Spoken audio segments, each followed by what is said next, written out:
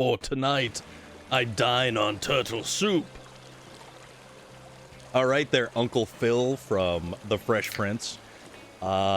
Still one of the greatest unsung voice actors that we will actually have probably in our lifetime.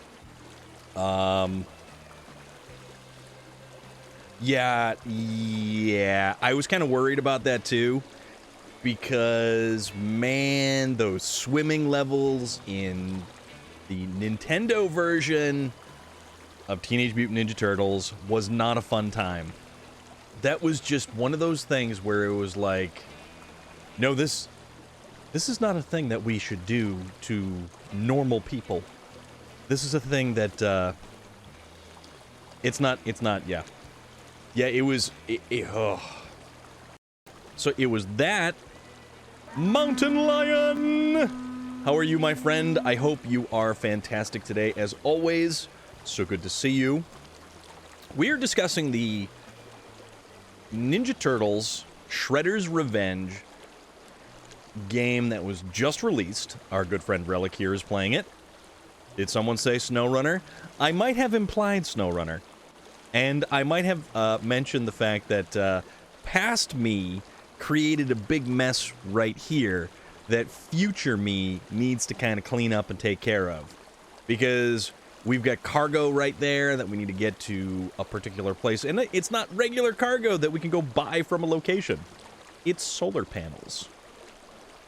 It is so even in SnowRunner we're trying to go green. Or something. I'm not sure. But yes. What the hell was... What was Uncle Phil's name in Fresh Prince of Bel-Air? Because I cannot for the life of me recall his name at the moment. The man was wonderful for his voice work. He was a great comedic actor. Sewer surfing, fighting the cheese monsters in the arcade was a blast, though.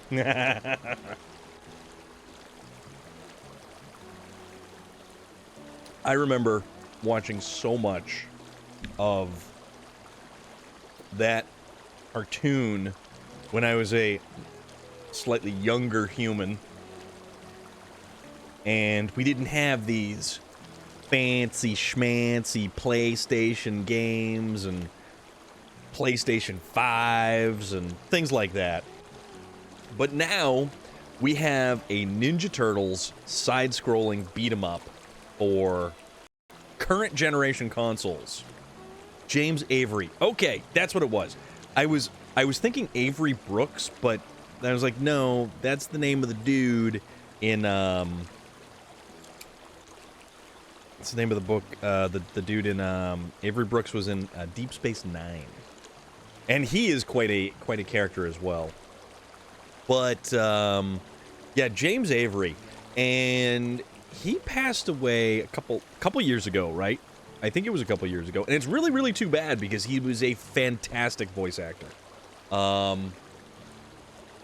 Shredder was 2013. Man, I didn't think it was that long ago. Where does the time go? I don't know. No clue. No clue. That said, how are we gonna fix the tomfoolery that we're in? Mendingo! What is up? How are you doing? And, Pepe is... I mean, he's a frog. He's not exactly close enough to a turtle. We are discussing the Ninja Turtles over here. Of the Teenage Mutant variety.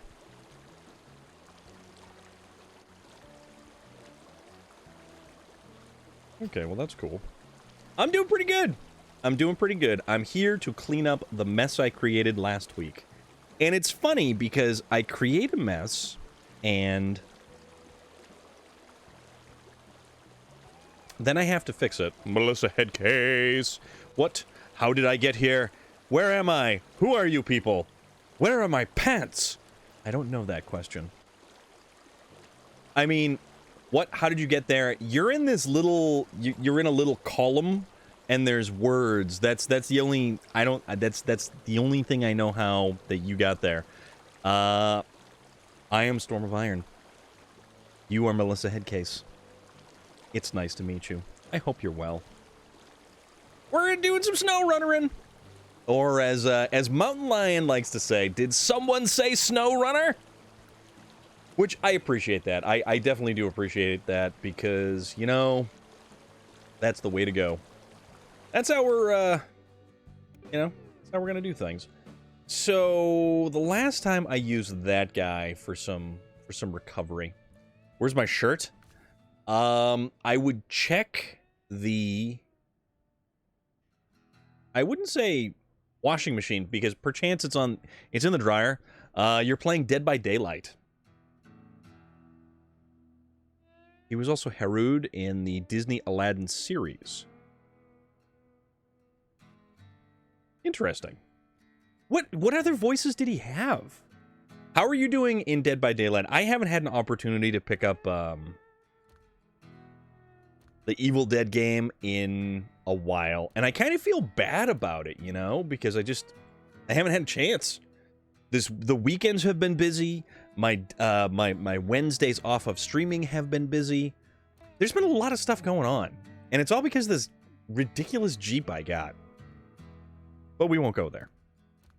So, another thing about the Jeep, I was actually reading up on gear ratios, and this is how much of a vehicle nerd that I kind of am. And stop me if you've heard this one, but I was looking to see, because every time you increase the tire size, you need to compensate for it. Why it's 71 in here, and I'm like, it's hot. It is not 71 over here. It is currently... It's like 70 degrees outside right now. It's actually super, super nice. And Melissa Headcase, I am sorry. Actually, excuse me, it's 72. And it is unfortunate that...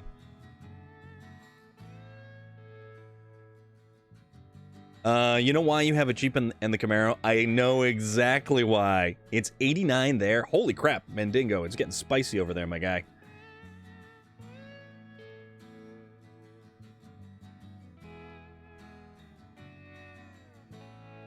It's 104 outside. Oh, that's spicy. Usually we don't get things like...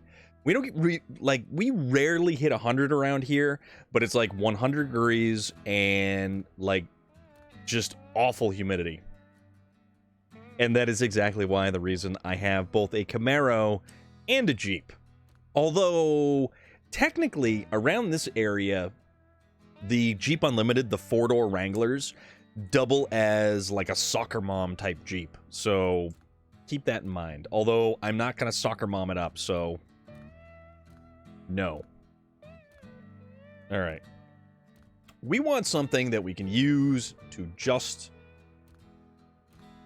fix the problem that I've created for myself. I have created a very hefty problem for myself. How about we get ourselves into... I like how fast I can scroll through this stuff. I'm not going to lie. Also, we've got a CJ7 Renegade, and we've got... another Jeep around here somewhere. Alright, let's take this guy. Hell, if we didn't have kids, we could be living in a one-bedroom shack. You could, potentially. But would you? Or would you be living in a palatial estate? Alright, so let's set this thing up with the big old heavy crane. And let's go fix our problems. And this is the option for basically bringing a nuclear device to a knife fight. That's what this is going to be, basically. And potentially it will allow us to... I mean, if I didn't have kids, I'd probably be... Well, I mean, there is that has potential. Living in the pits of hell. But what temperature are the pits of hell, Melissa Headcase? Are they warmer than 104 degrees exterior temperatures? How does that work? Oop.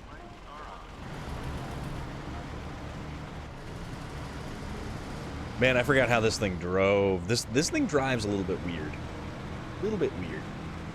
But you know what? It's going to be okay. Because we're going to use this big bad boy. Additional voices in Prince of Egypt, Turbo in the 1986 Rambo series, Rhodey in the 1994 Iron Man, Junkyard Dog in Hulk Hogan's Rockin'... No way! Oh, dude, that's awesome. So you're saying that hell is like Oklahoma. Oklahoma, where the wind goes whipping through the plains. Or something. I don't know how the song goes. The pits of hell is a frozen tundra. But that's only when you descend to the lowest depths of hell. And Dante's Inferno taught me that. And the lowest level of hell is reserved for what kind of miscreant and ne'er-do-well? Alright. Wait a minute. Oh, yep. Totally goofed that up. I went the wrong way. Aha, Nika Fernandez!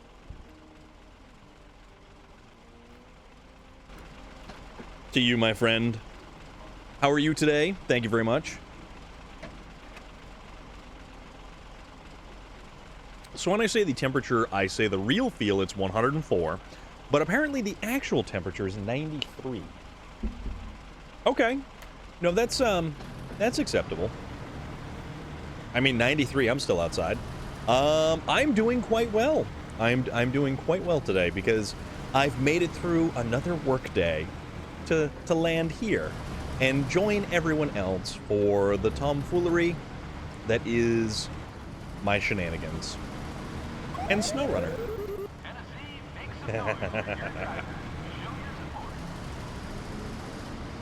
Betrayers and mutineers. Yes, Relic. Yes, indeed. Actually, where are we? So if I follow this one, I can actually get that. I could get that one over there. And then perhaps I could make my way over here. Or why don't we actually concern ourselves with fixing our problem?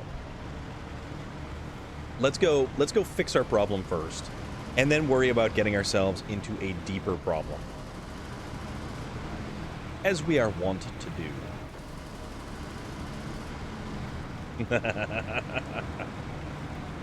Oh, look at that cool purple light. That makes this thing look awesome.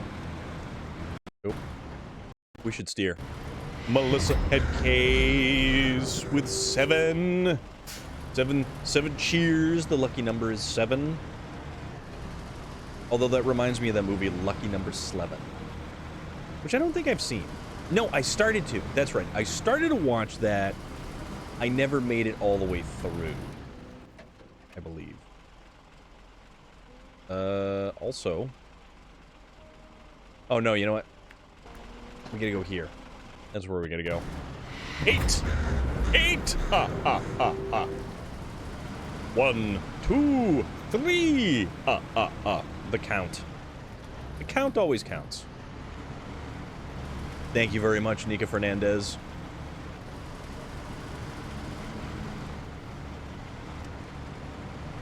See, this thing, it just doesn't care.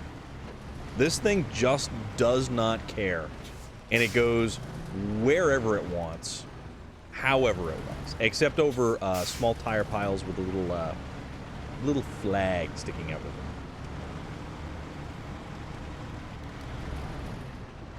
This thing worries not for where it wences goes. 9! 9! Ah, ah, ah. Play the crap out of it? Hell yeah.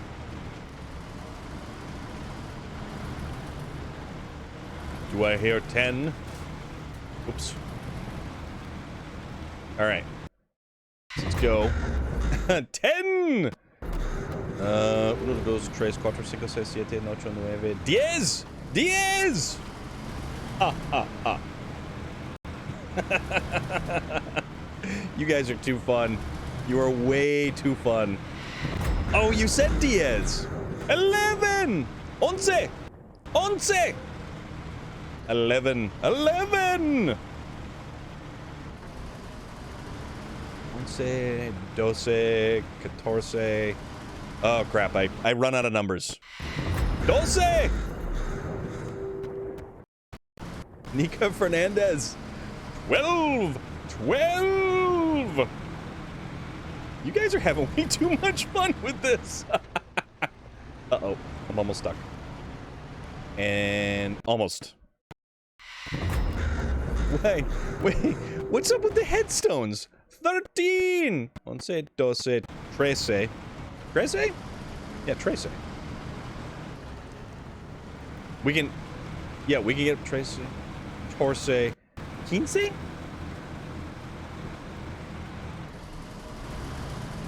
11, 12, 13, 14, 15, 16, 17, 18, 19 y 20. Yes, that's right. Thank you very much. See, I remember stuff. I do remember stuff. I kind of remember a little bit of school and class and Spanish class. Hola, ¿cómo está? Muy bien, gracias. ¿Y tú? Bien.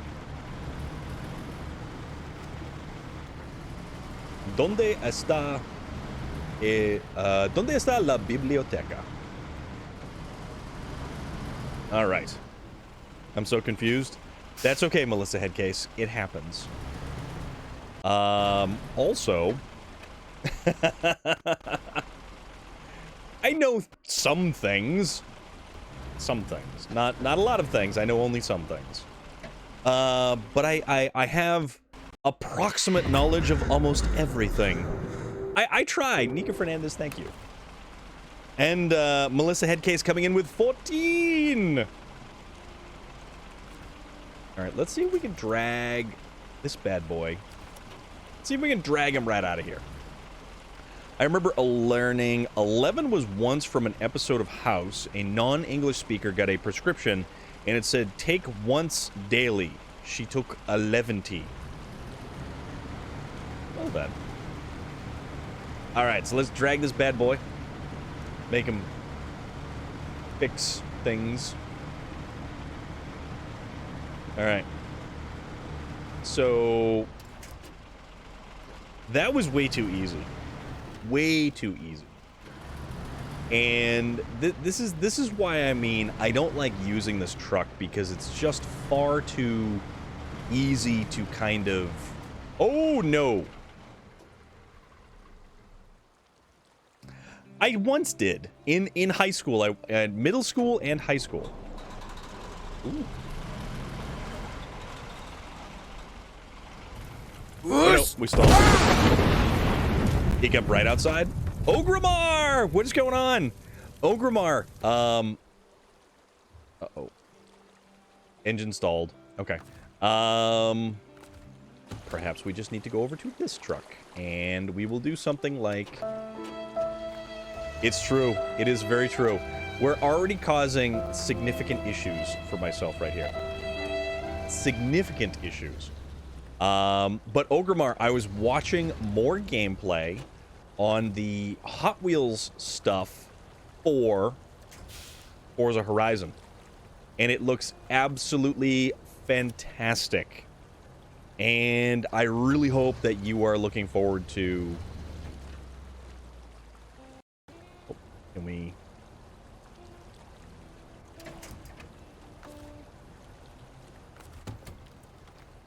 All right, then.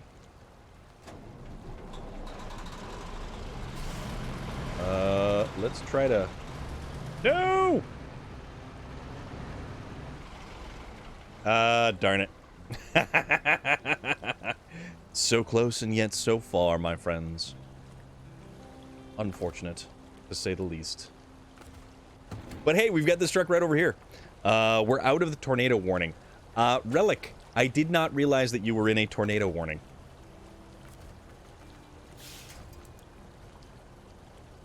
Alright, right there.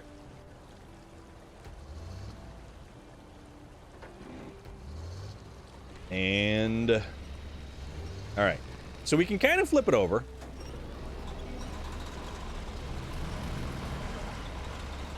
And we're running low on fuel. So let's try to get this bad boy on and off for the past few days. Oh. Let's try to get it unstuck from where it is. Oh no, oh no.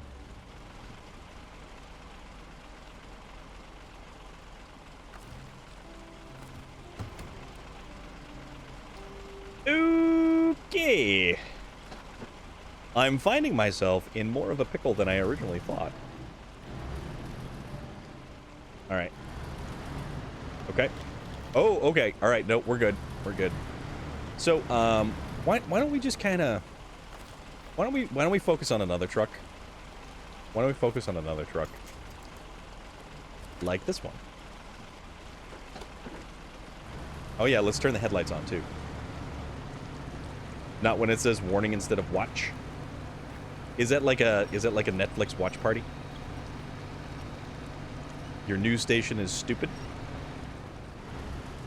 All right, so it's apparently stuck underneath of that trailer. Come on now. Come on. See if we can't back it up. Warning means there's one on the ground headed for you. Come on. Come on. Engine stalled. It's almost there. It's almost... It just needs to get out from underneath. There we go. There we go. Okay.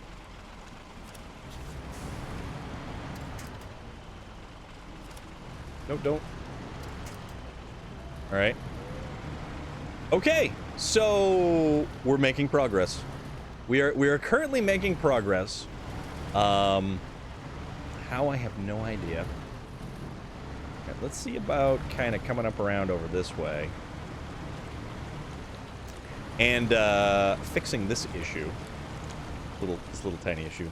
Tie a rock to a string and hang it off the porch for the most reliable weather. If the rock is wet, it's raining. If the rock is gone, strong winds. Strunk winds. Smooth. Smooth.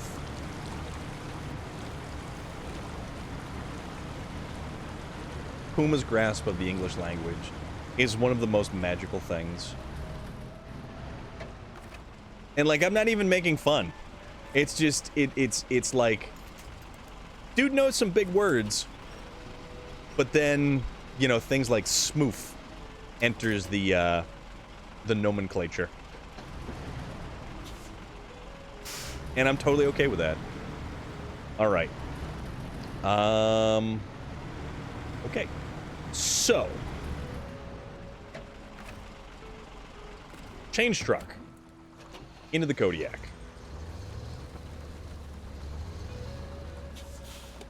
Oh yeah, headlights. Headlights for safety.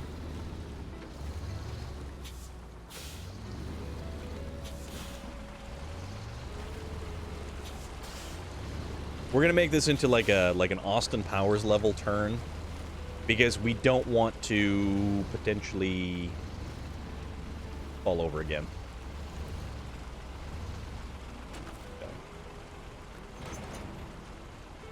All right, if you say so. All right. So we're gonna park there. We're gonna go over to this guy. And maybe we're gonna spin around, we're gonna come back down.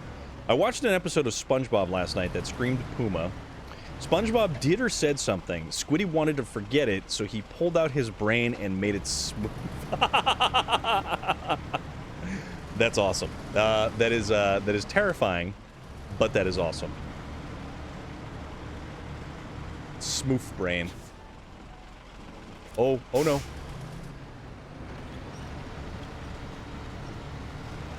Smooth. Very smooth. Very streamlined.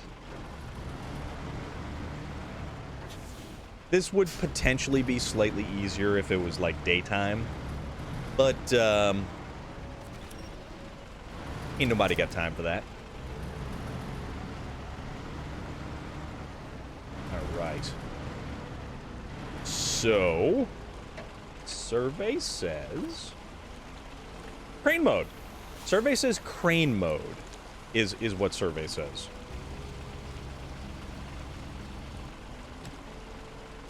Winch control. Oh, there we go.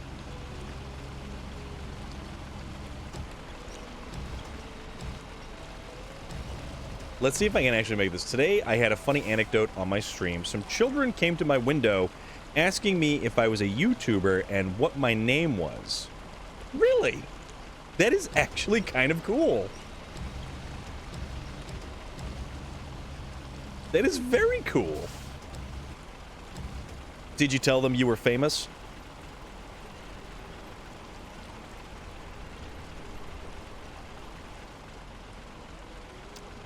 Let's do this.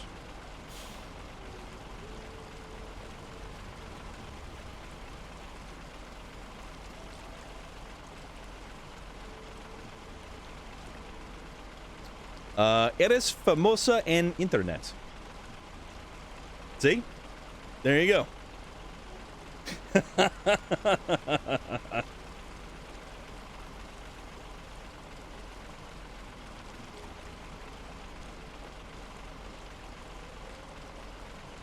See, exactly.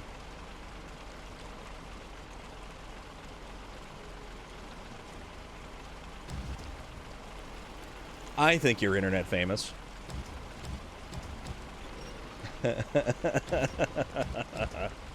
And speaking of internet famous, because I know everybody here knows you, probably follows you, but you should absolutely be following Nika Fernandez if you are not already. You do yourself a disservice by not following Nika Fernandez. And that, hands down, that's how that goes.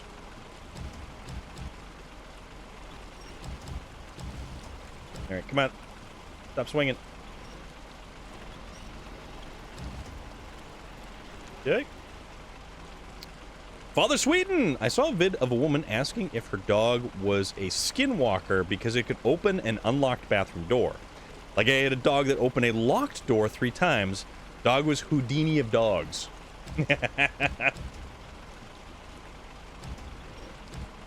That's actually kind of funny. Yeah, that whole skinwalker thing is like, that's like a big thing. That's like a, that is, it's actually, yeah, that is some wild stuff right there. And very interesting mythology or cultural beliefs for certain peoples. But then again, we're the idiots who just have werewolves. we've got the Underworld and Howling movies for our werewolves. All right, so that's one more. Oh crap, there's the other one. Okay. When the Skinwalker cashier asks if I want receipts, not knowing I have a 40... Now, we don't have to worry about that, dude. We don't have to worry to that degree. All right, and down we go. All right, let's park this thing right here like this. And now, change trucks. Nope, wrong truck. Wrong truck. Change trucks to the Brigadier. Okay, we've got the Brigadier. Nope, nope, nope, nope, nope. Let's kind of back up a little bit. Train mode. Throw down the outriggers. Let's see if I can actually swing this thing around here and kind of get it close enough to... All right, there we go. Nope. No, we're not close enough.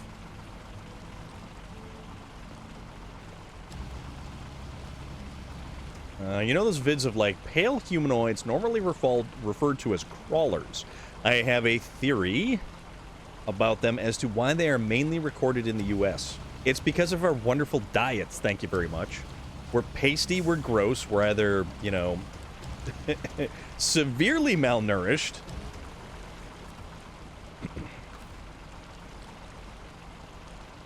Alright, restore crane. We gotta get a little bit closer to this thing.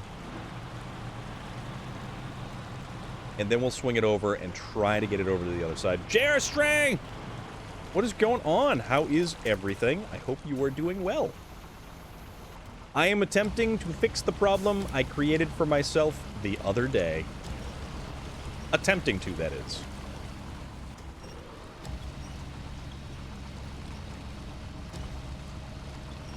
Alright, there we go. Kind of swing this bad boy right over here. And we'll put it close enough so that... Doing good? That is very good to hear. Okay, this winch. Or crane. Change trucks to the Zix. Because we definitely brought the, we brought the overpowered vehicle to our little issue. Alright, crane mode.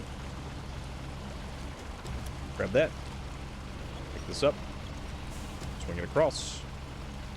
And we will be having, tomorrow night will be more Forza. So if you are interested in some more Forza, we have it tomorrow night. No, the reason is because of how Europe and Asia advanced compared to Native Americans. Europe and Asia had large empires with big armies compared to Native Americans. My theory is that Europeans and Asians hunted these creatures to extinction as they were a big threat, but since Native Americans didn't have the same amount of power in terms of society and resources, they weren't able to. Interesting. Interesting. So let's kind of just swing this thing a little bit closer. A little bit closer.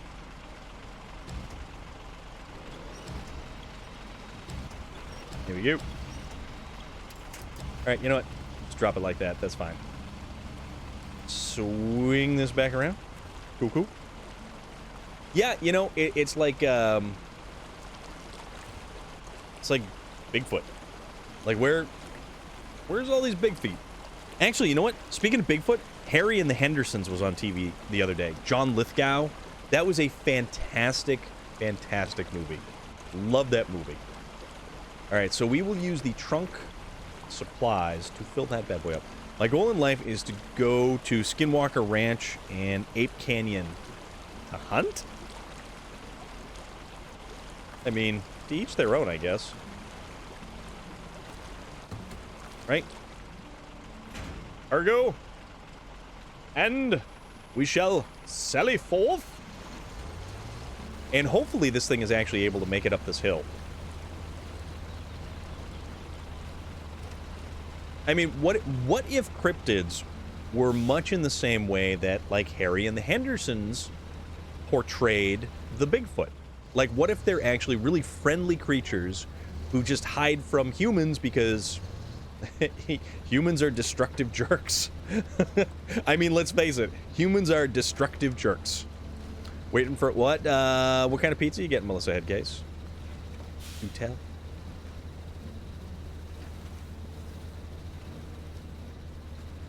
All right.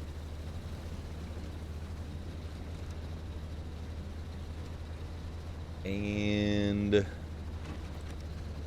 ooh, don't bounce too much. Uh-oh. Oh, recovered. I have Bigfoot on the tailgate of my '01 Ram. Mopar fan! Dude, that's cool. Considering the stories of Ape Canyon and Skinwalker Ranch, they don't sound friendly. I mean, you never know. Perhaps they're just protecting themselves. So, I was at a friend's house, and apparently, the road that they live on has taken to getting, you know the cutouts, the silhouettes they've taken to putting silhouettes of Bigfoot out by the edge of the road so that people actually slow down when they're driving because they see the shape by the side of the road, automatically slow down.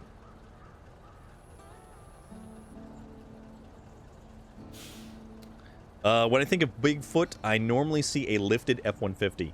There, you know what, J.R. Strang, have you ever seen the Bigfoot F-150s? Like the actual, like, late 80s F-150s, and they actually made a Bigfoot F-250, but much rarer. Me and Scarlett got a thin crust with Alfredo sauce. Then I got a sausage one and a pepperoni calzone ring. Okay, that sounds really good. That sounds really good.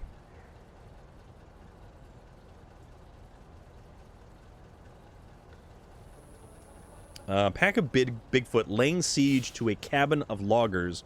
Doesn't sound like protecting themselves. Well, perhaps the loggers did something. Perhaps the loggers, you know, kind of incited them in some way or shape or form. I don't know. I'm just playing devil's advocate over here. Because humans do dumb things a lot. But I mean, if they're loggers, then potentially they're taking down their natural habitat.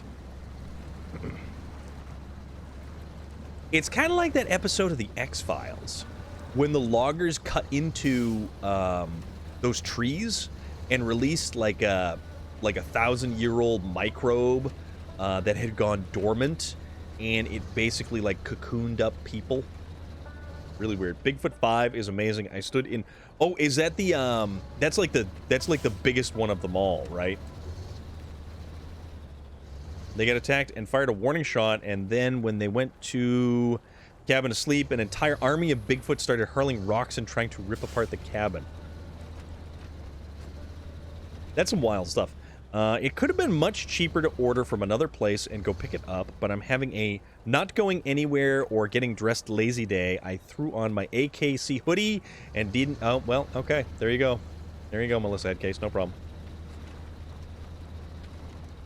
They only killed one of them the day after as revenge. Huh. I still prefer my... Okay, so that's the one with the biggest wheels. Okay. That one's cool.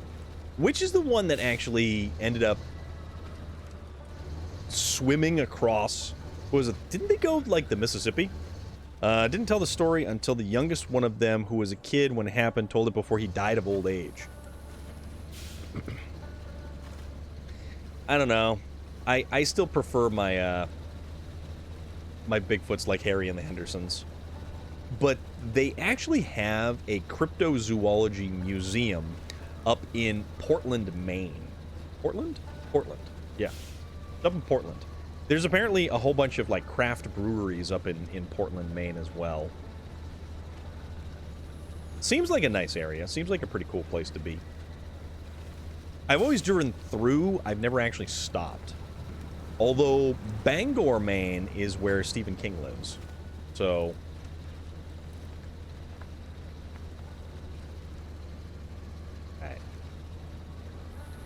it's kind of a dreary day in SnowRunner.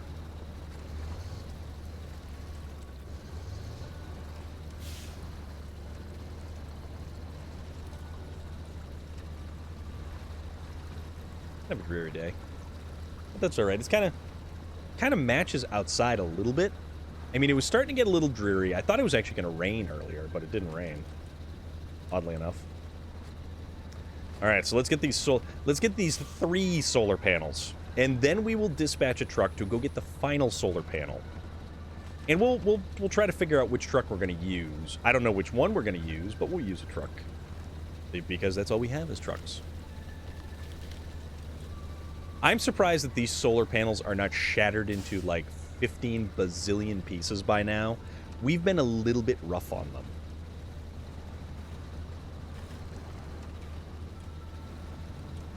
You know, J.R. Strang, the most wildest thing is how far monster truck technology has come. Like, all of the old drivers all have compressed spines and back problems and all kinds of stuff like that. And the new trucks, the suspension that they have and how they drive significantly lengthens the lifespan of a driver's extremities.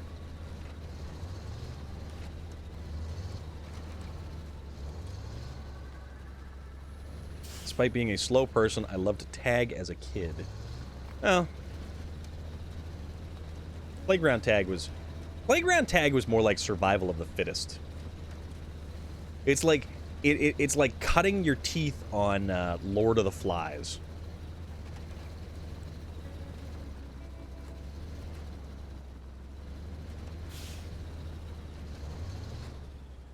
When the St. Helens explode, U.S. Army went to cave near St. Helens, where they took out 4 or 5 Bigfoots? Vevan Third, how are you doing today? Hope you're well. Since everyone was faster than me, I would track and stalk people until I knew where they would go next and take a shortcut. William Sterling! How are you, my friend? What is going on? What's shaking? What's up?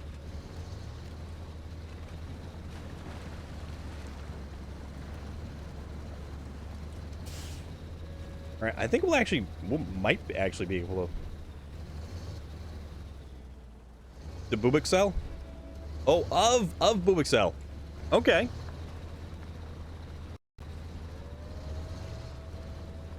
A kitty cat detour?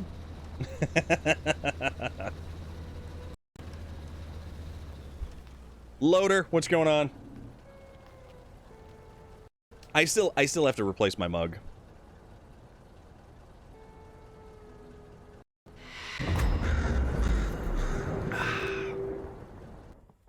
Bubixel! How are you? Welcome! How are you today? Thank you for stopping on in. It is very cool to see you. Hope everything is good. Came here with my humble raid, and I appreciate it, my friend. Humble but quality. As always, that's what counts. Playing The Legend of Zelda Skyward Sword. That is a cool game. That is a very cool game. Link! We have a link in the chat.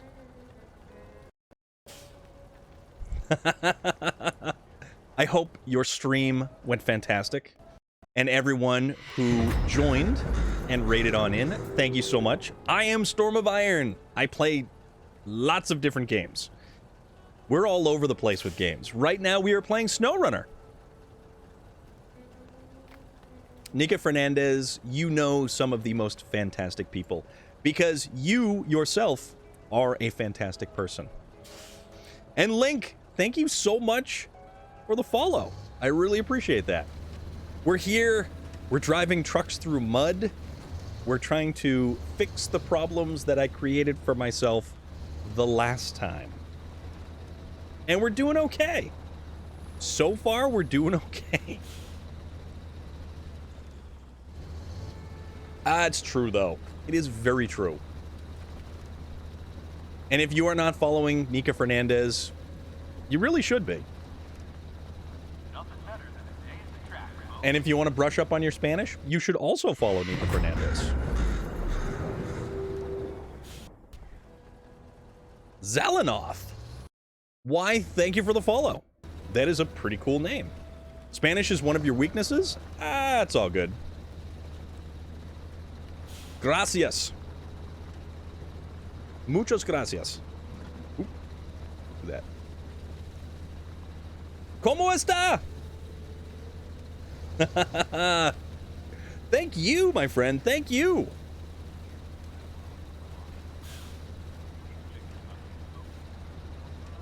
I know very little Spanish. I know enough to get myself in trouble. Which, actually, I almost did in Spanish class one time. Almost did. Oh, wait, we're going the wrong direction. We didn't actually need to go here.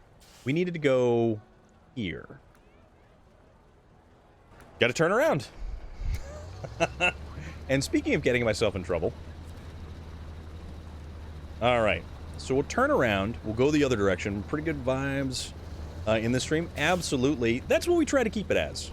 When someone only knows some words from any other language are usually... Yes, you are correct. See. Let's see. I think it's a very, very good language to know.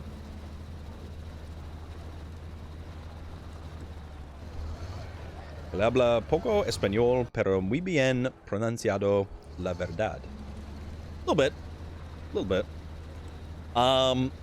The one thing, what's your time zone? Eastern Standard Time. It is currently 6 p.m. here. So it's still bright outside. We're still awake. We've got dinner ahead of us at some point in time. Though I might make another peanut butter and jelly sandwich because I really had a fantastic peanut butter and jelly sandwich earlier. I love the little VW looking car they give you in this season once you tune it right. So this guy right here, that is a Fiat 500. It is a Russian Fiat 500. That was back when you were in Pennsylvania, correct? 1800 post-meridium. See, I can say things like Las cucarachas entran, pero no pueden salir. I can say things like that. Not that that has anything to do with anything. Just like...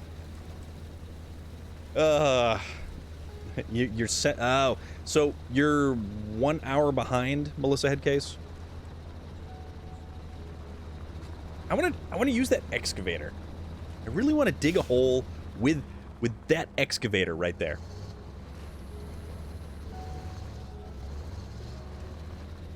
All right. Okay. So, let's drop off some more stuff. Oh my goodness. Okay. Now we have one more. One more. Okay. Nika lives in the future? Yes. The future is nice.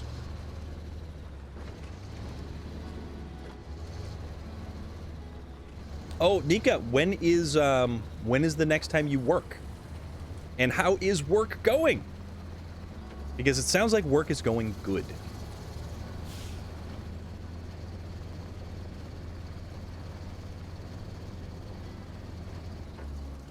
Oh, wait, no. Mayamo Storm. This loaded dippers are good, but spicy. Oh, I love jalapenos, though. Like jalapeno poppers. Those things are so good. So good. I am still working on getting the second truck that this season provides us.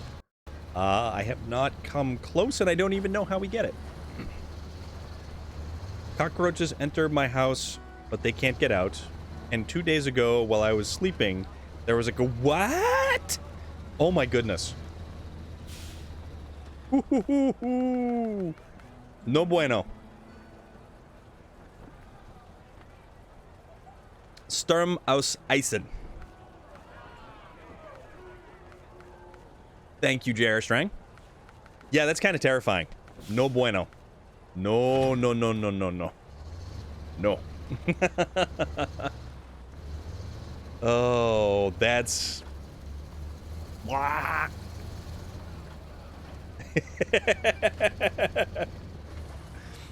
Oh, man.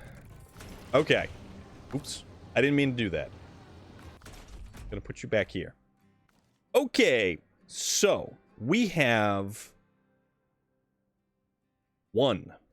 We have this one piece right here that we have to pick up. And we need to follow this route from here. So let's figure out which truck we're going to use. My work is very, very well, very happy, although I'm very tired. So you must sleep better. I guess. Maybe? Potentially.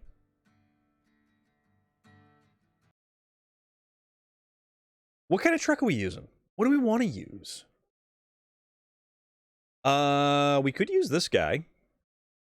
We could use this guy. More or less. Okay. Okay. Could use this guy. What else could we use?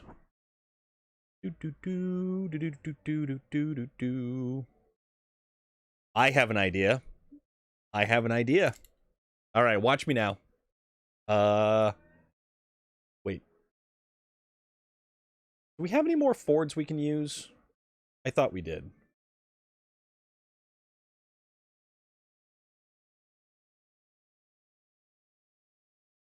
Nope, that's the only Ford. Okay. All right. Watch this. We will use a loading crane and a flatbed.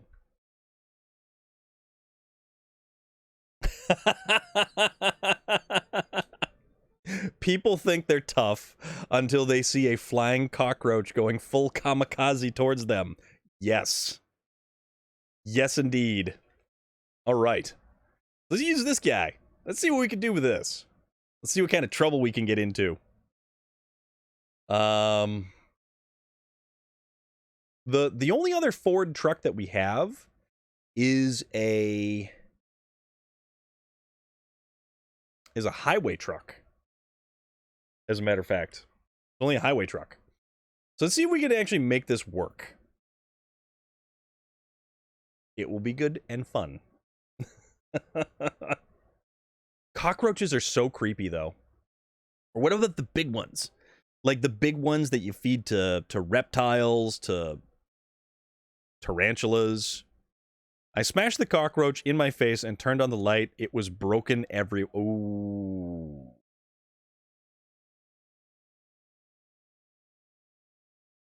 The hissing cockroaches are also very large. Although you can get like feeder cockroaches that aren't hissing cockroaches. And you can feed them to snakes and reptiles, chameleons. Chameleons are cool. And watching chameleons eat with the tongue is just bonkers. So cool. All right. What is the direction in which I wish to travel? This way. Yeah. All right. I have a video somewhere of a chameleon eating, and it's very cool. It is very, very cool. They also eat like worms and stuff. We had the big ones that are like 2 to 3 inches in the barracks in Southern California when I was in the service.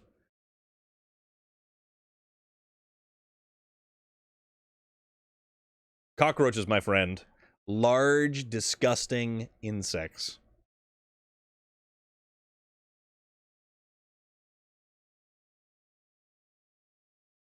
Yeah, you know, you gotta wonder. It's like, yeah, okay, you're in the army and your living space is infested with cockroaches. Why? Don't mind if I do. I need to replace that mug. That mug that you saw there, I do need to get a new one. This one is just as good, though. Valhalla Java, Odin Force Blend. Good stuff. My coffee I ordered. So, Death Wish coffee. Death Wish coffee has a blueberry vanilla that I ordered, and it is currently delayed. So I'm waiting for my blueberry vanilla Death Wish coffee to arrive at some point. It should have been here yesterday. I really want to try it. Blueberry vanilla? That sounds awesome. Every Death Wish coffee I've tried so far has been so good. Very much so. Very, very much so. I'm really enjoying Loveless Pond. How are you doing today? It is so good to see you, my friend. How's everything?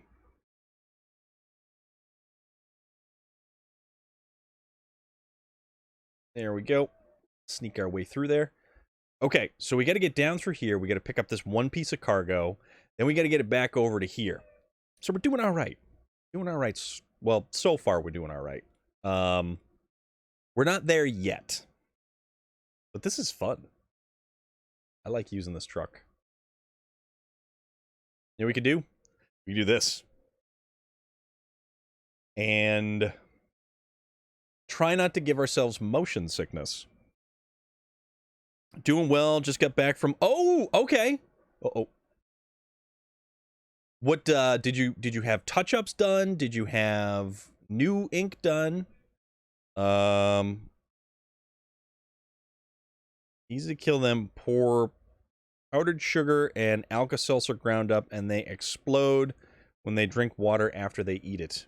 Interesting.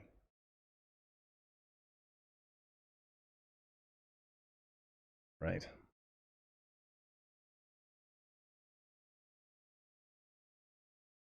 Man, I want to go and get another tattoo appointment. I do. Oop. Bounce around. Got a new bit of ink. Posted a video in the Discord waiting for my artist to send me the pictures he took. Awesome. Awesome, awesome, awesome. Man, that's cool though. That is so cool. I can't wait to see. Really can't wait to see. Because I think it's very cool, the expression of yourself in a piece of art that you get to carry with yourself forever. And it's a weird thing to think about. Like the idea, the concept of forever. But you know what? Something like that, it's too cool. It's way too awesome.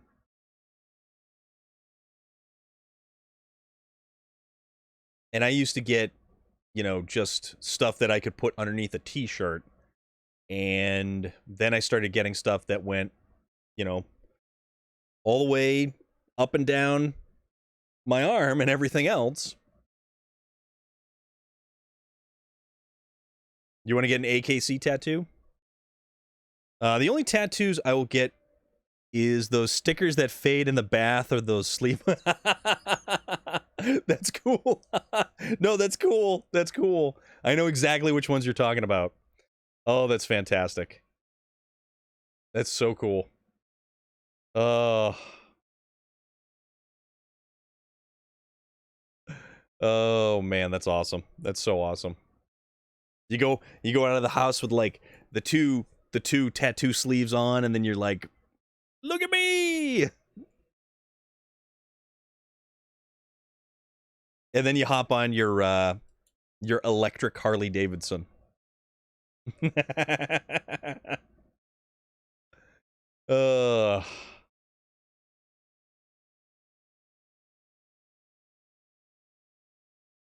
What is the dye that they use in India? So that's that stuff stays for a while. The one I got is inspired by Avenged Sevenfold, one of my favorite bands who helped me through some dark times in my life. That is fantastic. Your husband has a sleeve and a ton of other ones. I don't know what I have would be considered a sleeve. It's just a bunch of stuff side by side by side. And it's all basically like, you know, the same idea. Go to the store, buy a pair of sleeves, and surprise your parents. Potentially. What the hell is that stuff? I don't know what the specific type of ink is called. But it's a particular type of art, and it's actually really, really pretty art. I want tattoos on my behind. One cheek with yes, the other cheek no. Then make an NFT and meme from a picture of it. Does anybody want to buy a print? William Sterling. William Sterling. That's too funny.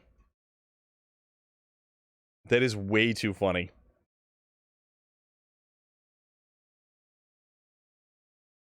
Yeah, but is it one of those NFTs where someone gets the copyright?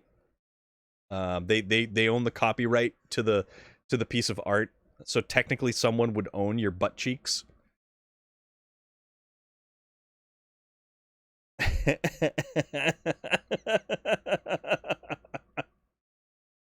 Oh my goodness. You would pass along ownership of real estate on your especially that particular piece of real estate. Oh my goodness.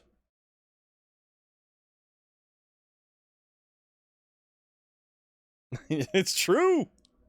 It is true. Uh-oh. Why are we stuck? Are we stuck on a rock? I'm stuck on a little tiny rock. Oh, but our suspension is much lower now that we actually have like cargo on the back. Oh my goodness.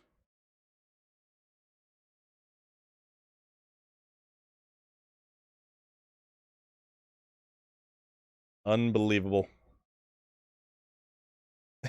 Unbelievable.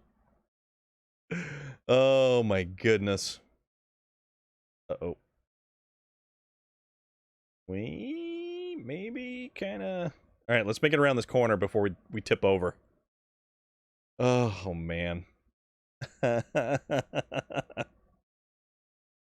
changed the load physics? I don't know. I haven't really noticed anything super different.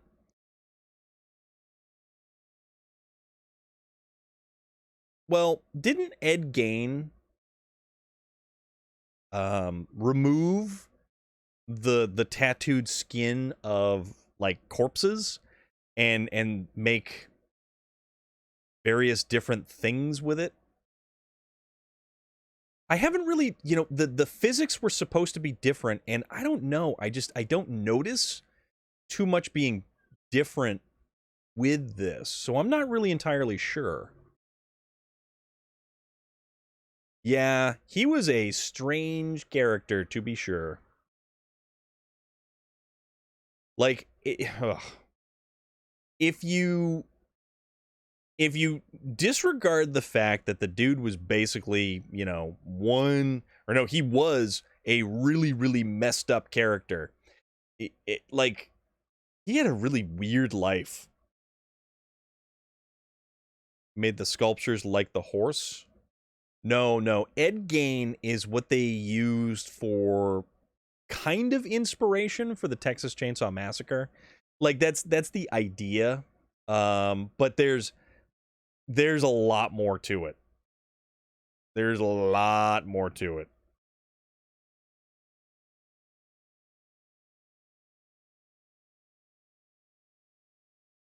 Yeah, he basically made, I watched a documentary about him, disturbing all the way around, doesn't even begin to scratch the surface of that particular tale of woe.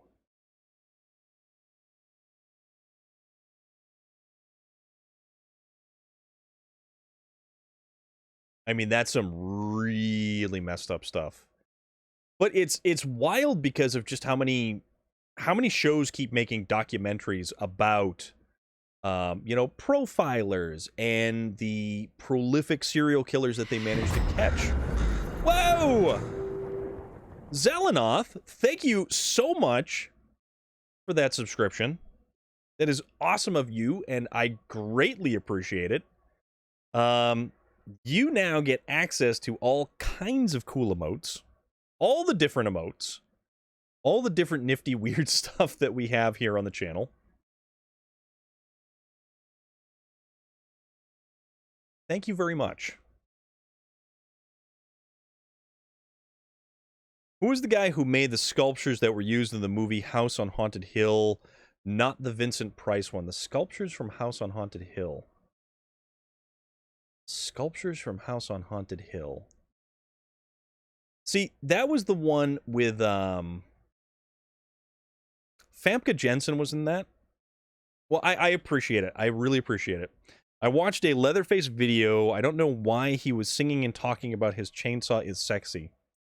Well, that might have been a Jackal video, and that was from the 80s.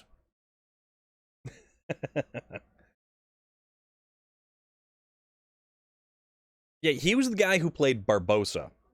So the guy who played Barbosa from the Pirates of the Caribbean was actually the individual who played the Vincent Price role. But yeah, it was Famke Janssen, and there was a couple of other. Chris Kattan was in that. Chris Kattan was actually in House on Haunted Hill, the remake version, which was from, is that early 2000s or was that 90s? You know what? Actually, let's investigate, because now I'm curious that Jeffrey Rush.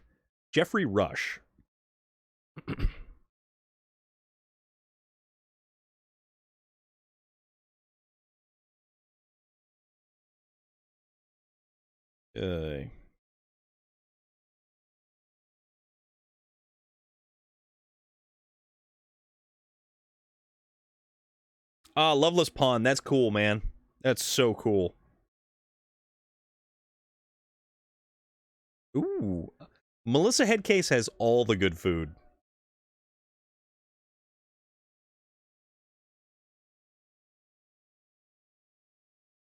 All right, so let's go over to IMDb. House on Haunted Hill. House on Haunted Hill. The remake. So that was 1999. The original House on Haunted Hill was 1959.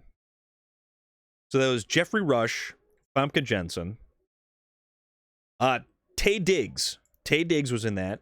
Peter Gallagher, Chris Kattan, Ollie Larder, Bridget Wilson Sampras, Max Perlich, Jeffrey Combs. That's right, Jeffrey Combs was in that. And James Marsters was in that. Apparently that was a really early role for him.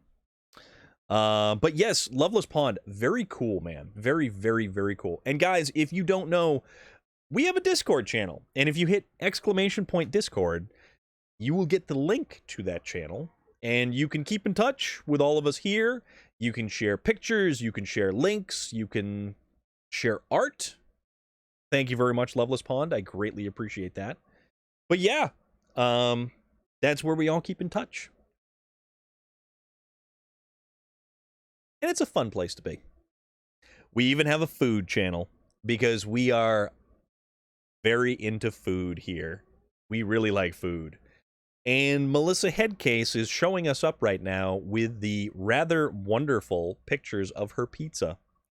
Yes, William Sterling, Jeffrey Combs is one of those actors who really should be doing amazing things, but he stayed in those really low-key, impressive B-movie roles. But he was in stuff like Star Trek Deep Space Nine. He was in The Frighteners with Michael J. Fox and what's his name? Gary Busey's son. And then he did stuff like all kinds of crazy stuff, like the Reanimator. He was in the Reanimator, based on, the Lovecraftian stuff. All right, and here we go. Let us build a. Okay, all right. No, that's cool. Okay, now this is really cool. That was neat. Looks like we're all set, and thanks to you, here's what you're due. $7,500. Not that money is anything we need to worry about in this game. All right, recover, because we're lazy. Next on the list,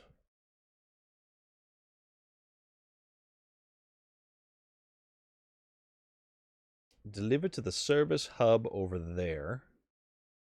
3 medium planks, which would be two truckloads to get delivered over there. But that would actually gain us access to refueling services and truck repair services. But we don't exactly need that quite yet. But no, Jeffrey Combs is in so many different B-rated movies, and I personally don't think he really received the acclaim. Also, closing the loop. And it figures. We need 3 medium planks from over here, but... All right.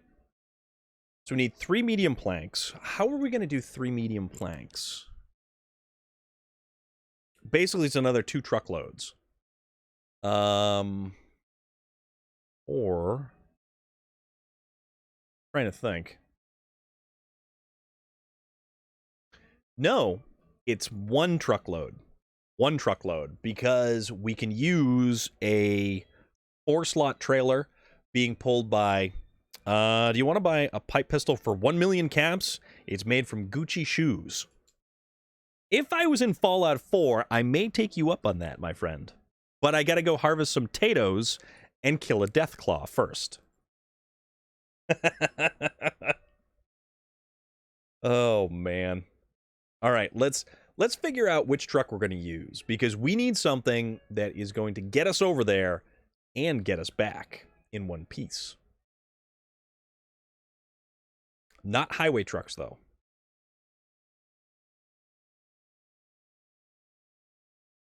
Oh, man, can you imagine if we use this thing to do several runs over there?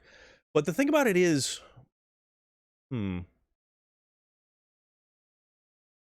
Off-road options. All right, let's check out the heavy options, because we get the Paystar. The Dan really didn't do very well, and anything that's got like a really low chin hasn't really been super effective. Like, I'm curious to see what this Azov would actually do.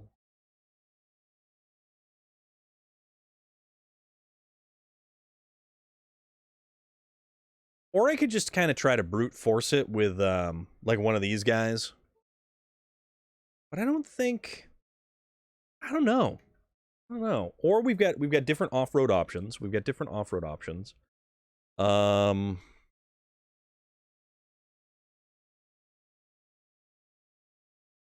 haven't used this guy in a while. Is it just me? Or is it getting saner and saner these days? We do as we do. That is for you. Enrique Fernandez.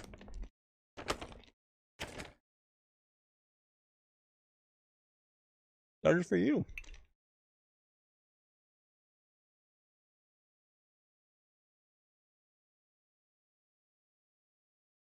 Thank you. Thank you. Thank you.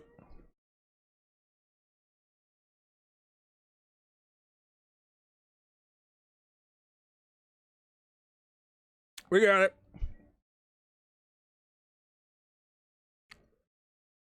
A lot of very different flavors. Sadly, I have to go to work. Enjoy the rest of your stream. Loveless Pawn, thank you so much for stopping by, my friend. I hope you have a great rest of your evening or day or wherever it ends up being for you. And thank you for stopping by and hanging out. Really appreciate it, my friend. And for real, the tattoo work is awesome. And thank you so much for sharing it with us.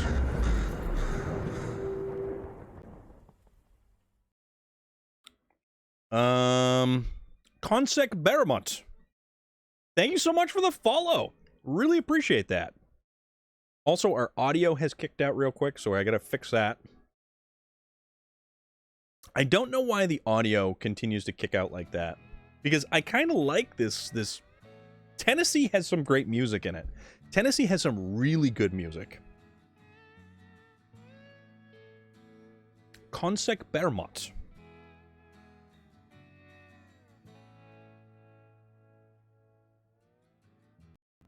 Interesting. Okay. But thank you. Thank you again. We're trying to figure out which truck we want to use to go over to get 3 medium planks and then head back over and drop them off at the racetrack. We could use the original Tega, but I kind of want to use a truck. I like using trucks that I haven't used very frequently. Well, Nashville is there. I mean, I've never been to Nashville. I would enjoy taking a trip to Nashville, I'm not like a huge country music fan, but it doesn't stop me from appreciating the history of the area and everything that came before. All right, let's do something goofy. Let's do something really goofy. 4380 or the 53233.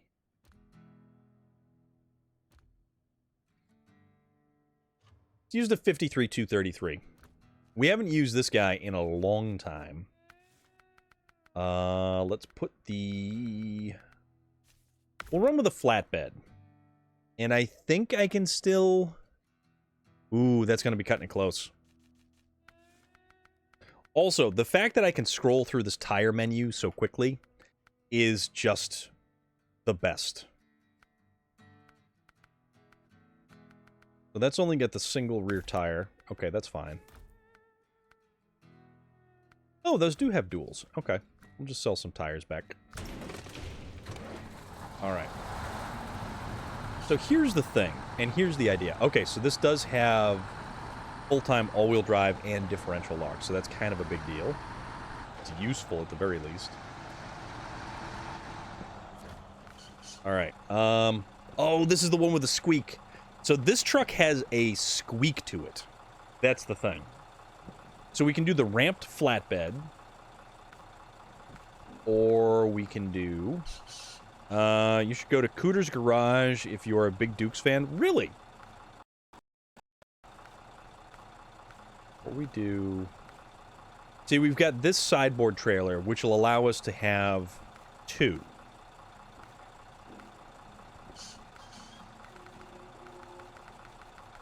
Basically, I think this is the only one that we can use.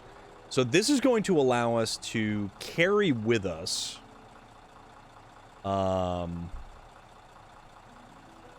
3 medium planks.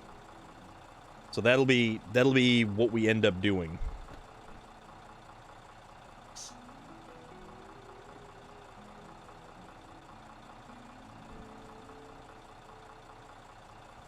And then I think it's either that or we do this truck and we do one more delivery, but I don't know. Let's see what we can make happen with this thing. I don't know if it's going to do good. I don't know if it's going to do poorly. It's been a while since we've used these.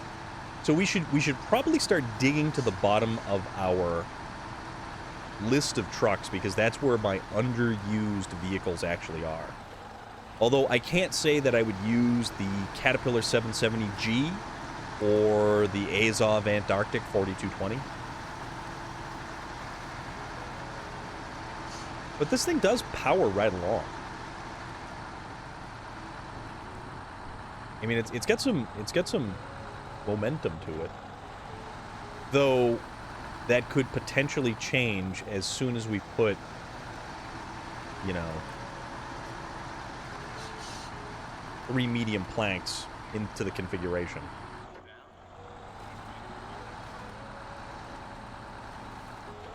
But it's probably not a bad idea that we're running with the crane on the back, because that'll at least help us sort of get out of any issue we may find ourselves in. Because as is known to happen. All right, so actually, I'm gonna go over this way.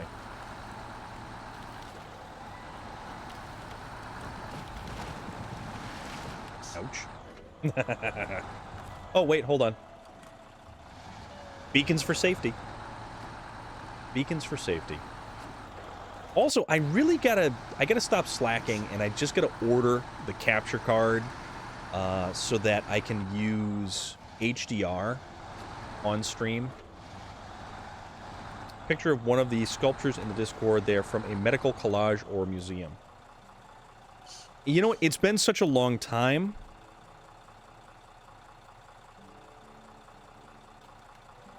Oh, yeah. Okay. I've seen those before. They were actually at Faneuil Hall in Boston It was called Bodies in Motion or Bodyworks, something like that. And they basically replace some of the cells with like a polymer glue, and they're effectively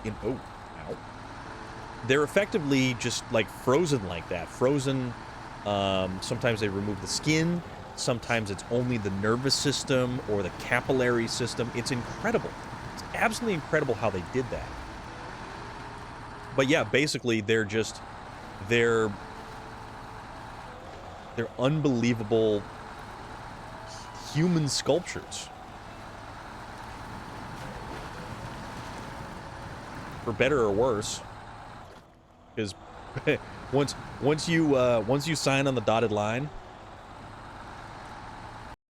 yeah, it's all medical stuff. It's all like medical art, basically. And I can't remember for the life of me who actually made them, but there's a particular process that they use to create that stuff, and it is really mind-blowing. And to see it in reality, I think it was called Bodyworks. You know, they could have had an individual with a tennis racket winding up to swing at a tennis ball, just frozen like that, in all the musculature. Okay, take care, man.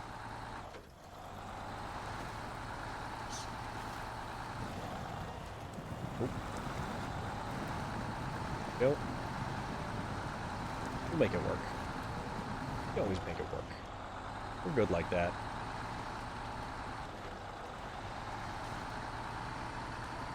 Alright. Yeah, this is a good truck, and the Vorons I especially like. The Vorons are always good trucks. As much as I don't use them nearly enough. But they're essentially based on various different Russian trucks from, like, the old Soviet Cold War era, which meant that they basically had to be idiot simple and damn near bulletproof.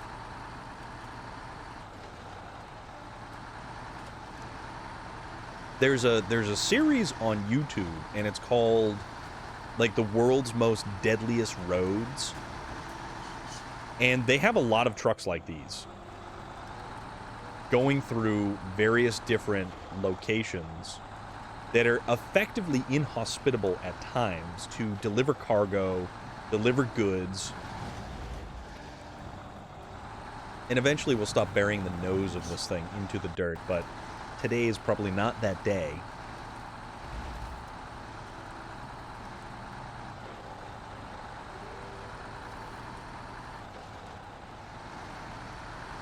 Also, just a reminder, tomorrow is Friday. Tomorrow is Forza Friday. So if you have a copy of Forza Horizon 5 and you want to join us tomorrow, we will be racing. And we will be racing with anybody who wants to join. Anybody who would like to race, anybody who would like to jump into a race, whether it be for one race or multiple. You won't see me driving on those. No, it is some really crazy stuff. Forza Friday, you are absolutely right, Nika Fernandez. That is what we will be doing, and Rumbada was actually streaming some Forza last night, and I was lucky enough to catch some of that, and I know you were there, and Relic popped on in. And it was a lot of fun. It was a lot of fun. That was, I think, the third time Rumbada had actually played Forza, and he now has his Cosworth. It's Cozzy.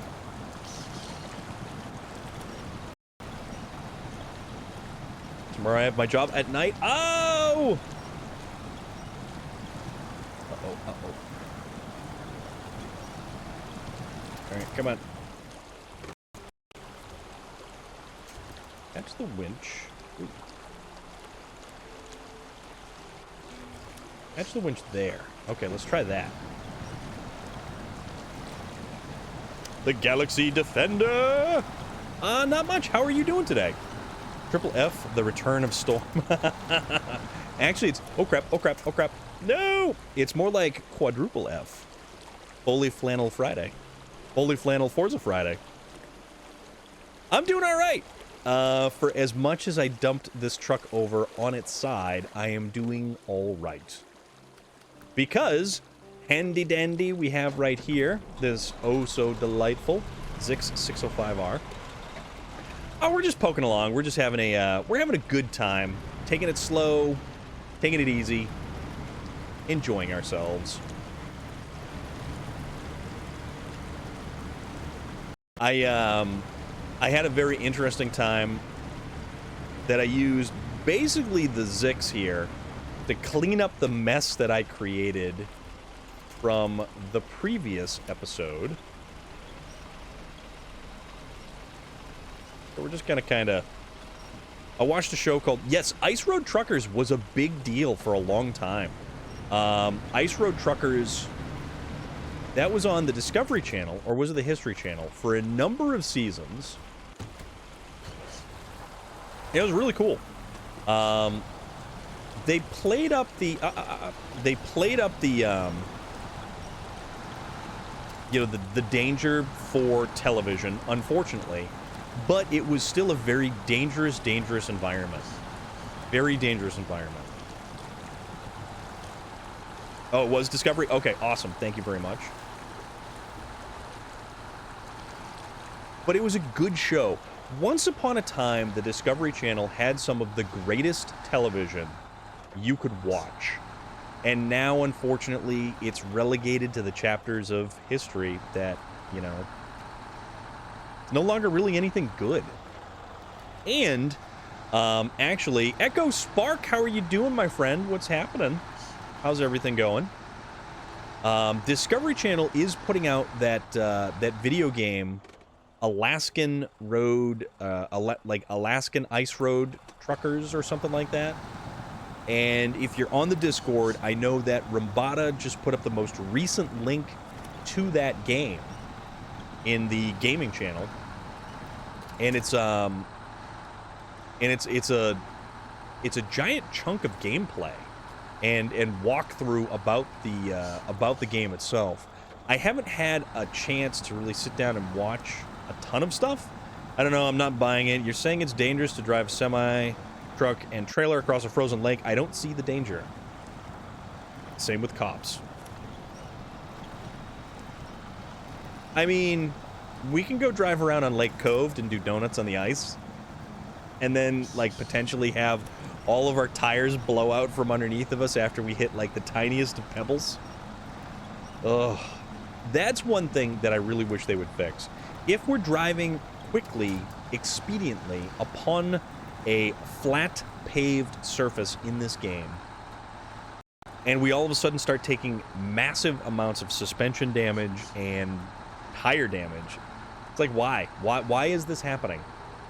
Please tell me. I'd like to know. Like, I get it if we're driving through this, and we take, you know, engine damage by stuffing the nose of the truck into the dirt, but... driving along on completely clean, paved roads, I don't get it. I don't get it. But, what we have to do now, make it through this fence. Ooh, that horn isn't like how I remember. Alright, so what we'll do, we're just gonna kind of... I got an idea, basically. So we're gonna spin around here.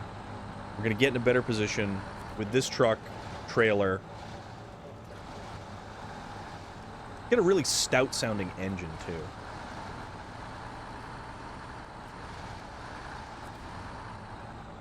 All right. So we'll stop here. Okay. And then we uncouple the trailer. Drive around here again.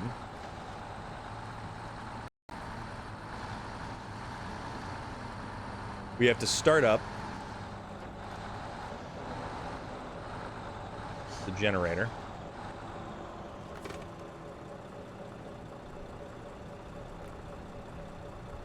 Far away? What are you talking about? Oh, because I'm probably, like, too far into it. All right, attach trailer. Turn on generator. There we go. And now we can detach. So now the generator's running, so we can actually make anything we might need to make. Yep. Too far. Because primarily I want to back up so that I can refill the generator as well. I did ice roads in Northwest Territory. How was that? What was that like?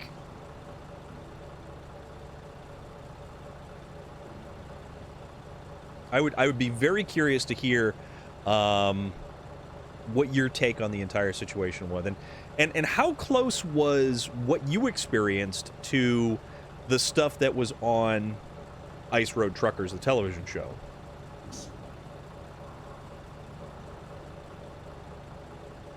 We need to go to the trailer store. We're going to get... Where is it?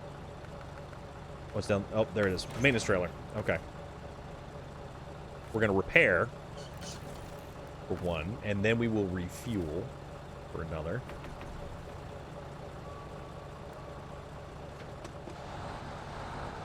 And what we can also do is we can get a little bit closer over here to the generator by potentially just making a mess of things and then refueling the generator. Perfect. And then we go back over here and we get rid of the maintenance trailer.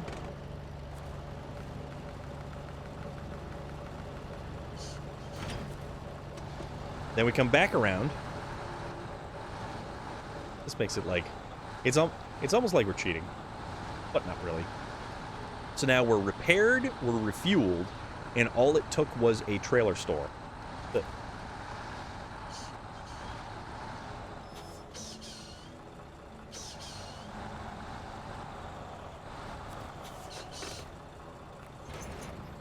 Okay. That's that. Now we need to make... Nika Fernandez, thank you so much. We're gonna make 2 of those, or three sets of those, because we need 3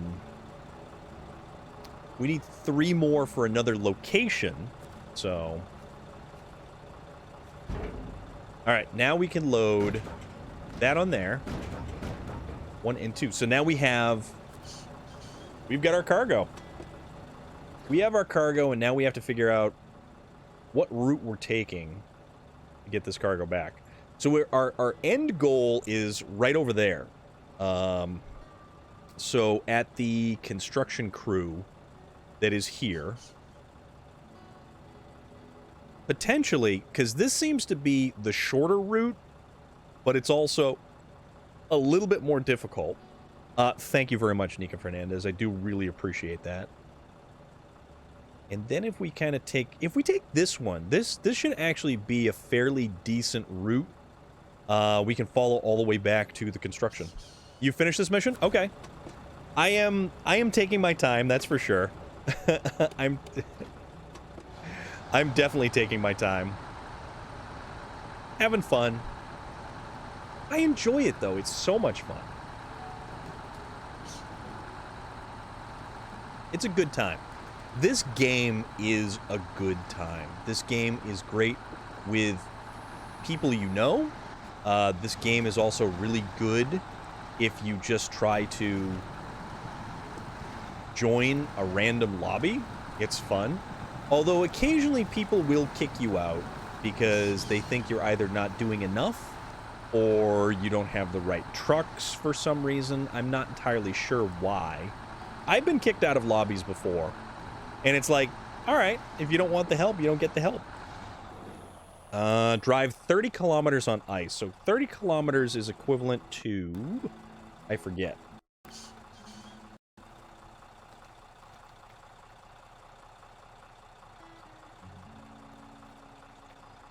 All right, 30 kilometers to... Okay, so it's equivalent to 18.6 miles per hour.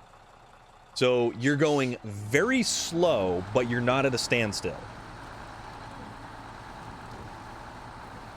And like 18 miles an hour or 30 kilometers an hour is slower than a school zone in the United States.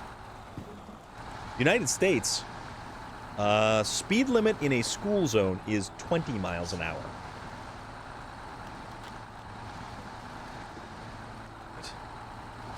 Let's see if we don't get stuck or tip over the cargo.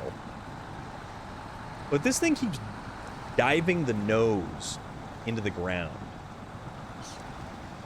Uh-oh. Yeah. There we are. Perfect. Perfect. Kind of.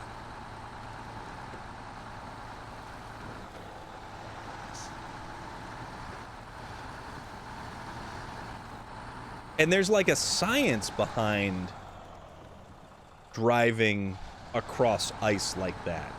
Like you have to maintain a consistent speed and not stop. Farming Simulator is very relaxing as well. I have nearly 40 hours in one saved game. 40 hours is a drop in the bucket. For sure. And you know what? Honestly, there was a lot of people who said that I should try Farming Simulator. I don't know. I like this more, mostly because of it's more open world. I can modify my truck, so I can change so much in this game. Different engines, different lift kits for my trucks, just different anything. I really enjoy this game. And I'm hesitant to try something like SnowRunner because I don't want to go backwards in the series. I've never actually played SnowRunner or Spin Tires. But oddly enough, in some of the automotive blogs that I've read, they definitely reference Spin Tires a lot. Especially anything that has to do with off-road trucks, anything like that.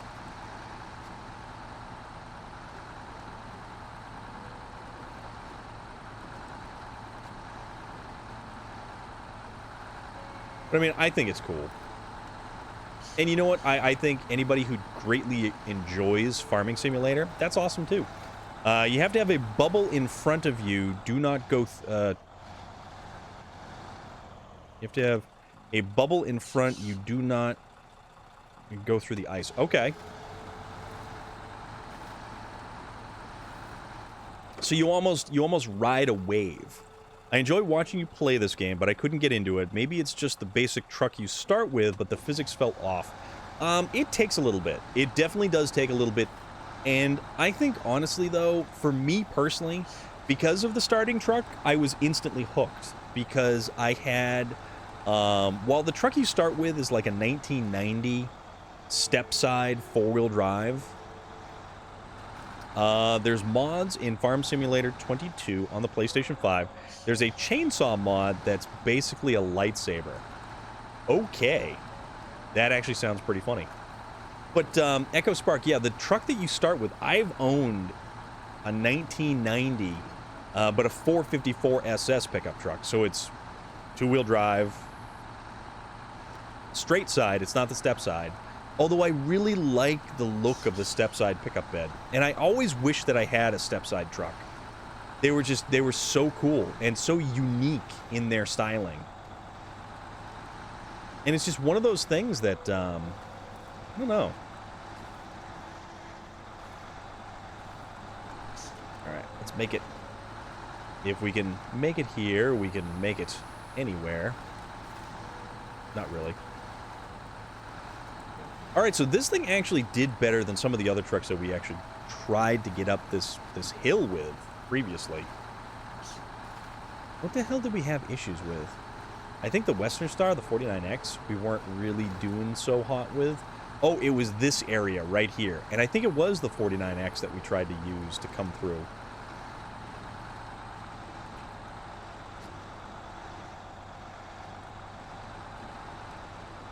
This thing just powers right along. And you know what, Echo Spark, I do appreciate that you don't mind hanging out and watching some of this gameplay and, you know, contributing what you contribute. I really do appreciate that. I really enjoy this game, though. This game, to me, is so fun. You may have to give it another go sometime. And you know what? It is fully cross-play. Xbox, PC, PlayStation. So, as long as you get through the tutorial, we can jump in your game, man. And we can make some magic happen for you. Leveling in this, though, is definitely a slower affair. Leveling takes a while. Leveling really does actually take a while in this game. Probably because some of the contracts and things that you do just take so long to accomplish. Which isn't to say that's a bad thing either. And yet again, it's the journey, not the destination.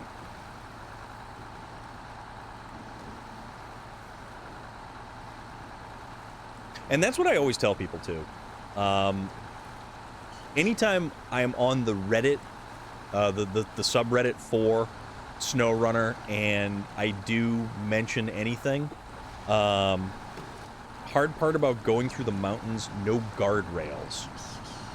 That I can see as being, yeah, that's got to be wild. But like, yeah, anytime I'm on the subreddit for SnowRunner, that's one thing I always try to make a point of saying, is that this game truly is about the journey, not where you end up, not the destination. I like it. I really, truly enjoy it. And, I mean, I'm not someone who gets worked up or angry at video games. To me, the pace of this game is just perfect. Don't forget the alien abduction as well. A wild Pokemon. Yes, there is. Well, are we saying that the rest of the population in this game was actually abducted by aliens, or did the rapture happen? I'm still not 100% sure which one.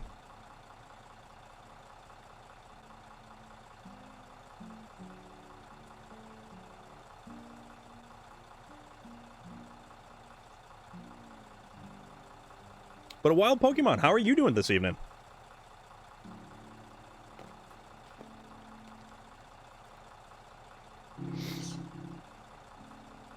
I think a diesel truck just went by outside. And not like a big diesel truck. Alien abductions are how aliens propagate or operate. But no, there is some weird stuff that happens in this game. You're not wrong. You're not wrong. And I think we actually do get a glimpse of an alien saucer.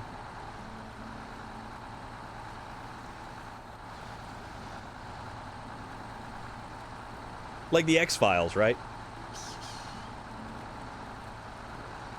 And that's a show going back to the 90s.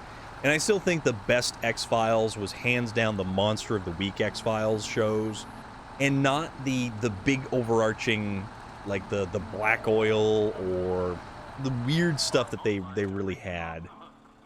All right, so we're gonna go all the way through, and then we're gonna go around to here. Nope, we can do this. We can do this. Keep going straight. Straight ahead. Straight on through. Actually, you ever see, did you ever see Fire in the Sky, the movie based on the book of the alien abduction? Black Death! Thank you so much for the follow! Hope you're doing good. But the movie starred D.B. Sweeney as the logger who was abducted and had very vivid things to say and describe way too many times. Oh, man. Fire in the Sky was one of those movies that was like, wow, this is really, really good, but it's also really uncomfortable. Like, it is uncomfortable because it is so very good, and it has the potential to just be like, no, this stuff has merit. The scene showing them experimenting, yes, exactly. Exactly. And the fact that nobody believes him, that he's basically by himself, it's some really scary stuff. Like genuinely terrifying without being a horror movie. It is very scary. But it's impressive because of just the type of stuff and feelings that it actually manages to get across in an adaptation of a novel, or his telling of what the hell happened to him.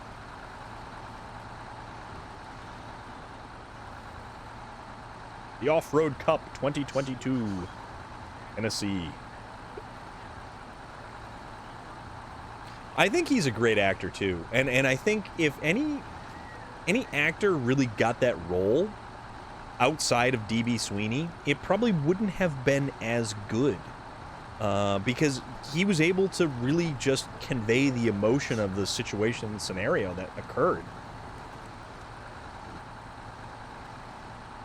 We got to start having movie nights. We got to start having movie discussion nights. I mean, granted we do already. Because we're talking about all kinds of stuff that, you know, while doing all this. So I guess we do have kind of movie nights.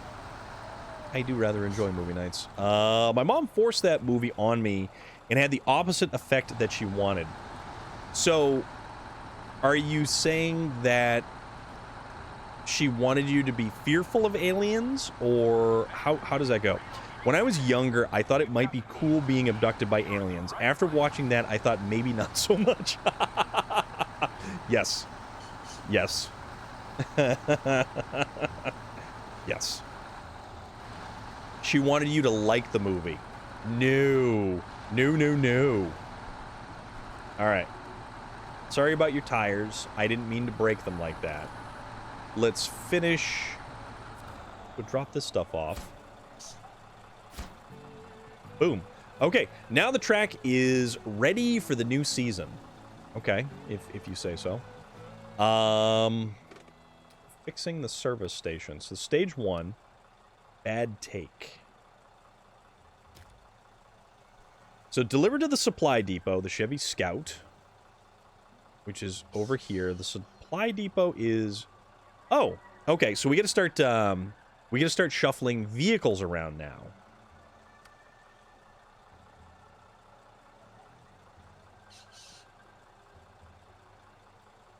All right. As a child, alien documentaries made me scared of the dark. She played it multiple times a week, it seemed. Oh, man, that's rough. Yeah, that's wild, though. That is really wild. It was... Everything about that movie was just... It was intense. It was really, really intense. And I don't think there's any other alien abduction movie that goes into the psychology and terror behind it as much as that one did.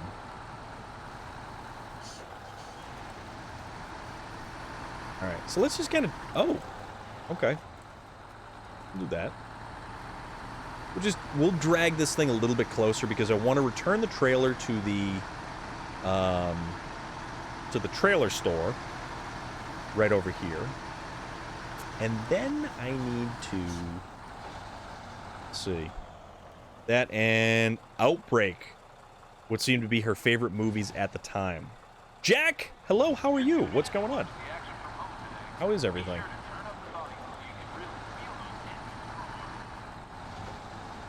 Turn up the volume so you can really hear those engines roar. Actually, am I going the wrong direction? Of course I'm going the wrong direction. Why wouldn't I be? Let's see. Can we make it through? Maybe. Doing good. One day I hope to meet a real-life alien. I mean, nothing is out of the realm of possibility. Yeah, that dude was thinking, screw Close Encounters of the Third Kind. Now, that's not how it goes with aliens. So, Richard Dreyfuss in Close Encounters of the Third Kind. Oh. Oh, broke him on something. That was a great movie. That was a really cool movie, but it wasn't anything in terms of the intensity of Fire in the Sky. All right, so can we go up and through here? I can't remember. I think we're just going to give it a shot. Whoa! Okay. Manic Lynx. Actually, that's a really damn cool name right there. Lynx Raid to Captain. Welcome on in, Amanda on Maui. Very cool. Manic Lynx, thank you so much. Really appreciate you guys coming on in. How's everybody doing? What's going on? Thank you so much for the follow, Jack. Really appreciate that. Amanda on Maui. That sounds like a really great vacation right now. Like Maui? I've never been to Maui. Most welcome. Doing wonderfully. I am doing fantastic. I have made it through my regular work day, and now I'm here, hanging out, playing SnowRunner, having an absolutely fantastic time. You're doing good? That is good to hear. Manic Lynx. You know what? Is that like a lynx, like all hopped up on caffeine? You were last seen playing SnowRunner as well. Go figure. And how is your adventures in SnowRunner going? I love this game. I have played multitudes of hours of this game. Just reached 1,000 flips. That's awesome. You kept track of how many flips you had until you reached 1,000. Well, bravo to you. That is an extreme accomplishment. I don't have a flip counter because I would have broken it by now. More than I might have a bit of mental troubles with depression, but sometimes I am like a caffeinated feline. That's awesome. That is absolutely fantastic. And you know what? I really truly hope that you enjoy the hell out of this game, because this game is one of the most wonderful games I've ever played. All right. We're going to drop that truck right there. We're going to drop off our trailer. We're in the current process of playing the Tennessee map. We are in Compete and Conquer. This is Season 7 of SnowRunner. And some people aren't exactly super thrilled that it's only one map, that it is more like a little bit of PvP type stuff. I started mine just a bit through my playthrough. I was having fun. I'm on Stage 3 in Tennessee. Yeah, this is a great map. This is a really, really, really great map.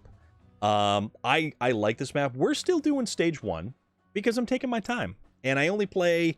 SnowRunner we play on Thursdays.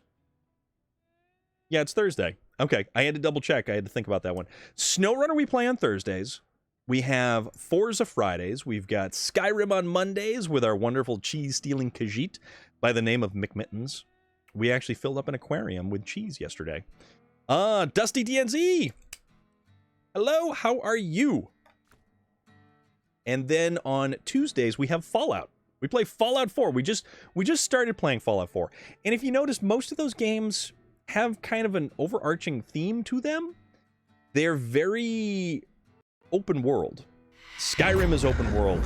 Fallout is open world. This is open world. McMittens the Were-Kitten. You are correct, Relic. Thank you so much for the follow, Dusty DNZ. I really appreciate that. You guys are all awesome. And thank you again for raiding on in. And I know it's not because of these good looks right here that you rated on in. It is simply because of the fact that SnowRunner is an amazing game, and SnowRunner has one of the best communities of people around. And I honestly think it's just... It is a great game to play. And it was all the looks... Oh, okay, all right. It's this right here, right? Yeah? It's this right here. Okay. No, I gotcha. Thank you for that. I appreciate it. Not that we're like feeding my ego or anything. I have a truck here. It does have a flatbed on it. We're going to use that. Oh, you know what we do? The beard. But I must take my leave and get some food. So I'm going to lurk. Have an amazing stream, please. Thank you so much. I really do appreciate that. Thank you for raiding on in, and thank you everybody who joined the raid. and is hanging out. But yeah, I am Storm of Iron, and we play games like this. We play stuff that's very open world. Fallout 4 actually just replaced Assassin's Creed Valhalla, because we finished the DLC for Assassin's Creed Valhalla, and that was some fun DLC. The Dawn of Ragnarok DLC, that was some different stuff altogether. You want to talk about a deep dive into mythology? That was it. And that's a wonderful game. Skyrim too. Skyrim is on Mondays, and it's so much fun to play. Oops. All right. Oh, there we go. That's why, because I didn't have it in 4x4. The scared part, driving on Mackenzie River when you are 5 miles from shore. If you couldn't tell, we have a thing for facial hair. Lynx has a nice beard. Well, hell, that is awesome, DeCaptain. I appreciate that. You're a delightful person. Amanda on Maui just crushed that car. Well, the thing about it is, that's like a Dodge Durango over there. Or at least it looks like a Dodge Durango. And it was in my way, even though I, wasn't anywhere close to it, which is just bizarre. All right. And the ramped flatbed is actually referred to as an evacuator, which always kind of weirds me out. And the controls are backwards on this thing, I feel. I do feel that the controls are absolutely backwards. I don't know why. I finished this mission too.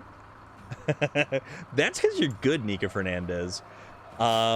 Nika Fernandez is another wonderful streamer friend of ours who plays a lot of awesome games. All right, let's get you there. And let's pull this winch right on up. Kind of move the... Get you right up on here. There we go. There we go. There we go. Oh, what'd you do that for? I didn't mean to actually release the winch. I actually meant to, you know...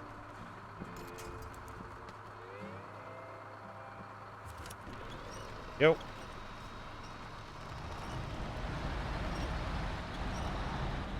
There we are. Perfect. I recently had a flatbed tow truck driver cream my mailbox as he was backing out of my driveway. Yeah. That's, that is definitely a thing that can happen. Because your pivot point is your axle, and if you're not paying attention and that thing comes around, thankfully my post is heavy-duty iron piping. You know what? The thing about that is, most flatbeds are aluminum. They're all aluminum bodies, so you could have potentially really, you could have messed up his day, that's for sure. All right. Do this, and then we start doing this, and then we bring this bad boy in right here. I do like this truck. This truck is actually a really cool truck. It is the GMC 9500. Oops. Nope, nope, nope. Go like this. And then, oh,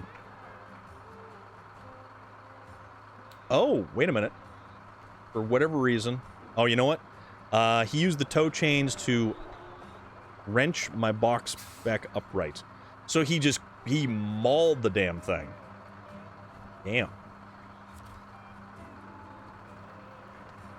Alright, so... Oh, you know what? That's what we had to do. That's what we had to do. Pack trucks and trailers. So you can't actually have a winch connected to the truck. Yes. Winnemum, thank you very much. I keep forgetting that. Because I don't use the ramped flatbed, like, nearly enough. So when I do, I'm like, how come it doesn't do a thing?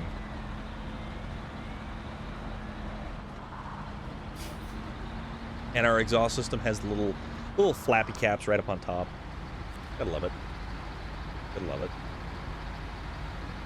Yeah, tow truck drivers can be your best friend or your worst enemy.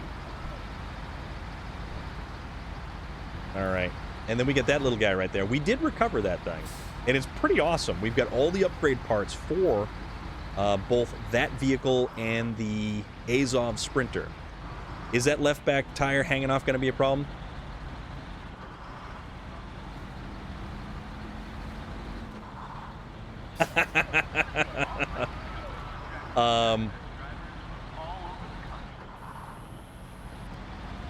I don't know. I do not have an answer for that particular query. And usually I have answers for everything. Mostly I'm going to go with let's fly by the seat of our pants and see what happens. Because that's kind of a lot of what we do here. We do a lot of not the most intelligent things, but that's by choice. A wild Pokemon. Self-induced hardcore mode. Self-induced hardcore mode, yes. It's kind of one of those things. So we want a bear to the right. That's going to get us up to this area right over here. To the workshop. Or no, the supply depot. Okay, this one has to go to the supply depot. Where are the other trucks, actually? So we've got one up here. That's not bad. Hope that's insured. No. Forza's on sale again. Payday is tomorrow. Ah, I stumped you. Well, I could give you an answer. That answer would be toaster oven. That is the answer I will give you. And then we got that bad boy right there. Okay, so this isn't too bad. At least it's not full send like a certain Puma that we may knew. Yeah. So Doc Goldeneye, are you going to be joining us for Foley Flannel Forza Friday tomorrow? The most wonderful alliteration of the week. And you know what? I can go through these a little bit slower in this one because I'm not as motivated to get from point A to point B. Ooh, look at that sky. Oh man, that's cool looking. I like the sky in this game. I really do. I should probably pay attention to where I'm going and not the sky. So...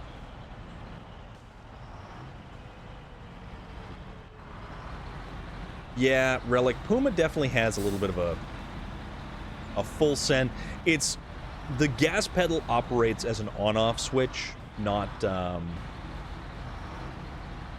like a gradient.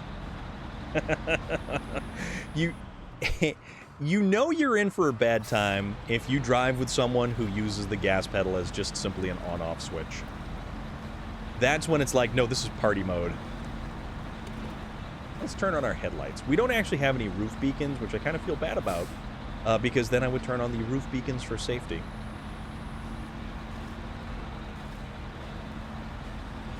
Also, Manic Links mentioned dinner or food. I'm still kind of curious as to what the wonderful individual is obtaining for dinner. I don't know what I'm going to have. Before I actually started stream today, and this is kind of becoming a common occurrence, I wind up having yeah, it's a peanut butter and jelly sandwich. Facts. But we love our Puma. Yes, our Puma is a magical and wonderful creature who is prone to flights of angst. But we like him anyways. He's a good, delightful fellow. And it makes things interesting, we'll put it that way. It makes things interesting. But yeah, usually before stream, while my starting music is playing, hostility one, I'll have a Happy Meal, a chicken Mick and a milkshake. Oh, you know what? Honestly, if there was a cool toy in a Happy Meal, I would absolutely order a Happy Meal and say, oh yeah, it's from my nephew. I do have a nephew. I don't feel bad about saying that it's from my nephew. Or simply, I want a Happy Meal because I want a Happy Meal. The Happy Meals used to have some of the coolest stuff in them once upon a time. And I think one of the neatest things to ever come in a Happy Meal was the different, and I don't know if you've ever seen this because this is stretching back a number of years. They had Chicken McNuggets. They had McNuggets that had, like, one looked like a cowboy. No need to say why. Exactly. Exactly. You see my point there. Yeah, one looked like a cowboy, one would look like a fireman, and they had interchangeable hats, and I think the clothing was interchangeable as well.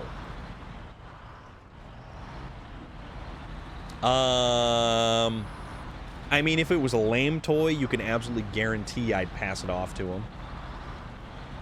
Oh, yeah. Well, this was many, many moons ago. I still have some of the Moon Man toys. I used to have some of the food toys, too. One of the neatest things, there were... You know what? Honestly, toy companies really did a lot of goofy stuff once upon a time. There were anthropomorphic food items like hamburgers and hot dogs and pieces of pizza that had guns. I remember when they had Pokemon toys. There was also a toy line called Barnyard Commandos. And they were, in fact, barnyard animals. You had some of those? No way. Not the guns? Well, yeah. So, also, army ants. There were 2 different colors of ants. And they would fight. And the Transformer, like, burger, milkshake, fries. Oh, yes, that was a thing! That is so true. That is so true. Oops. Oh, we just did some damage to our rig here.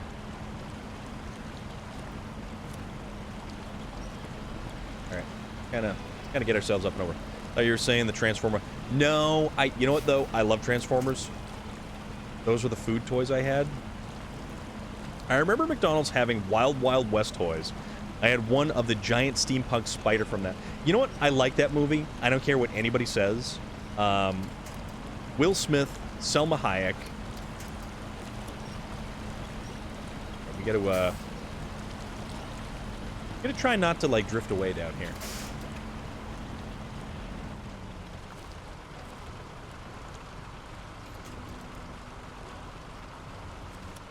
Alright, we're gonna do that. And this is not the outcome that I wished for. All right. Okay. Nope. That's fine. That's fine. Pull it over this way.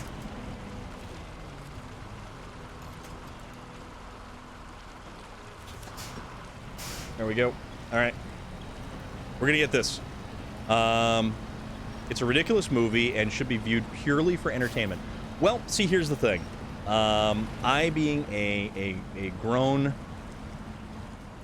adult human, I love the first Transformers movie. I, myself, love the Transformers movie so much that I actually own a Transformers Edition Camaro. I have a 2010 Camaro Transformers Edition. And I love that thing. Absolutely love that thing. Also, I'm floating away. This is an unfortunate turn of events. Why don't we just use this truck and attempt to, like, Kevin Kline had me... Kevin Kline in that was awesome.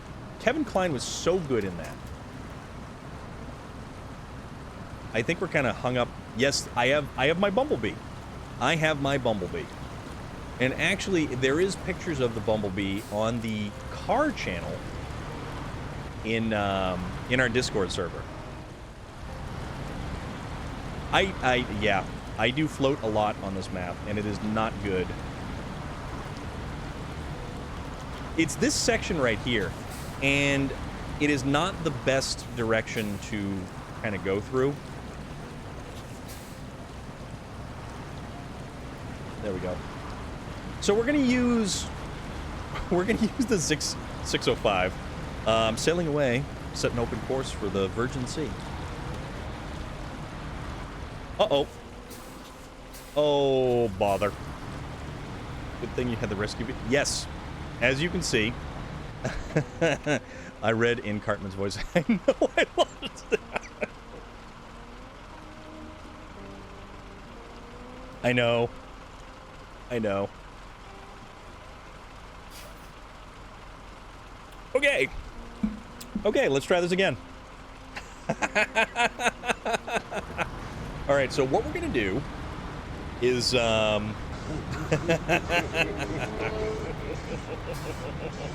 All right, so we're gonna put you there.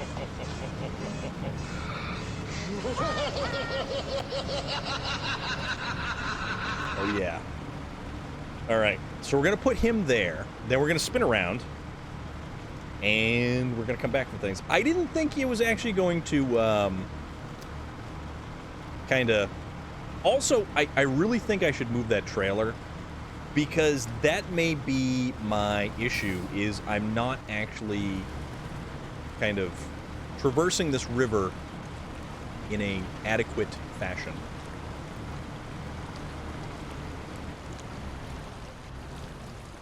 Storm is also like our own personal fish. And it's true. I just don't like water. Cheese! Cheese indeed, my friend.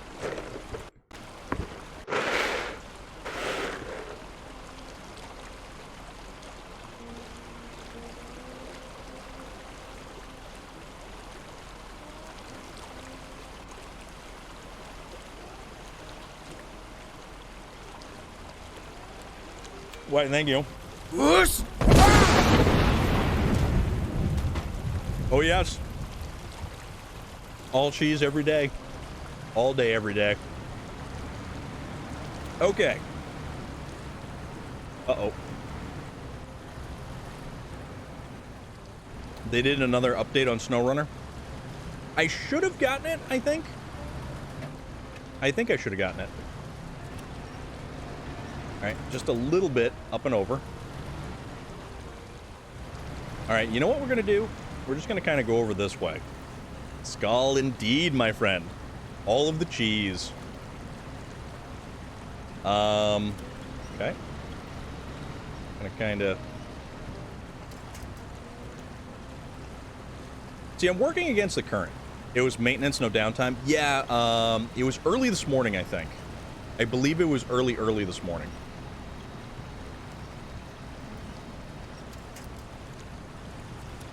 How am I unable to get back? This is a very fast-moving river. I'm not sure I like this. 6 a.m. Yes, 6 a.m. Eastern Standard Time. And then it was just different, like, across the board. Okay. All right. Train time. Amanda on Maui, thank you so much for the follow. When he's good, we can reward him with treats. Is it just me? Or is it getting saner and saner these days? The beans?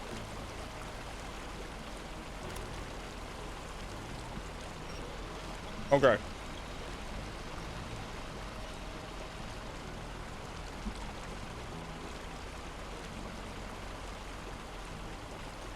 Thank you all.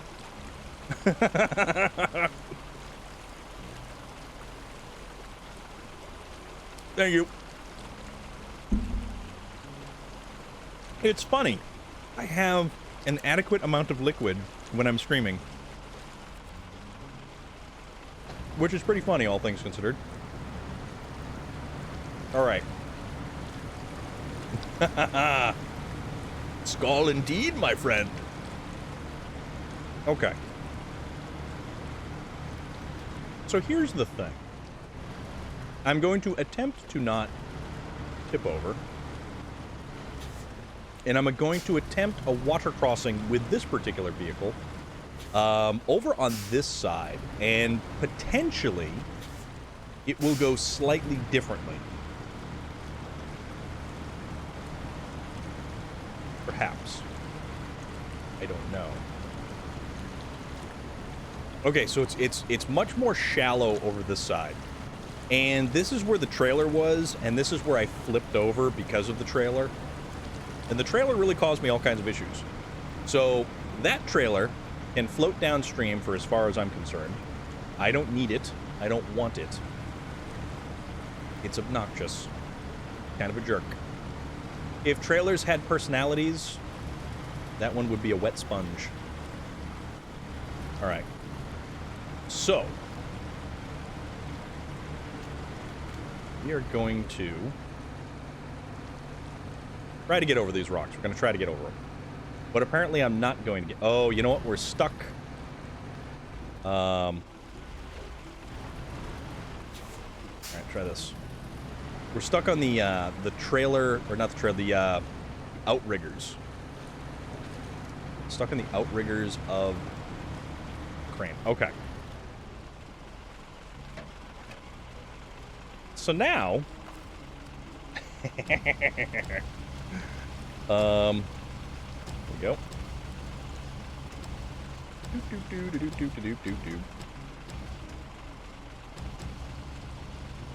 You know, I guess I could try to... I guess I could actually try to do this correctly. Let's try to put it on here correctly. And, I mean, maybe we won't have one of the tires hanging off the back. Whether that contributed to the whole thing falling off, I do not know. Alright, come on. Turn around. You spin me right round, baby, right round. Like a record, baby. Round, round, round, round. Okay. So. Well, that ain't gonna work. Nope, that didn't work.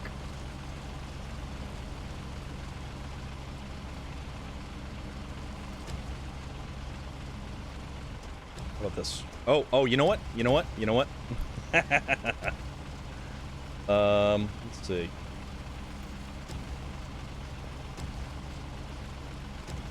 Are we stuck now? Get unstuck.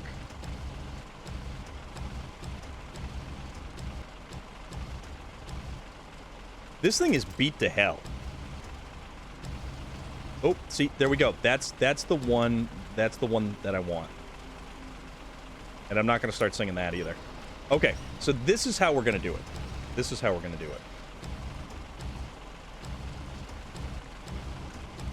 it.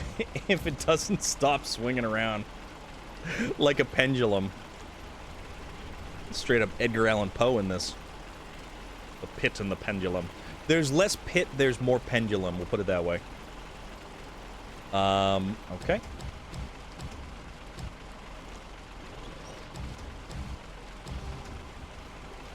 No, no, no, no, no, no, no, no, no, no, no, no, no, no, no.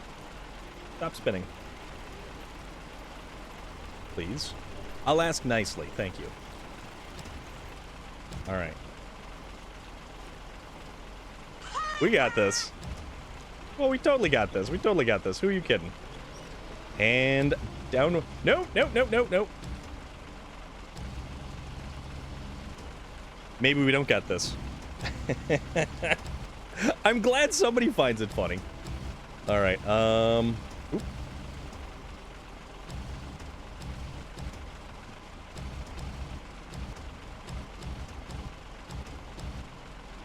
Okay.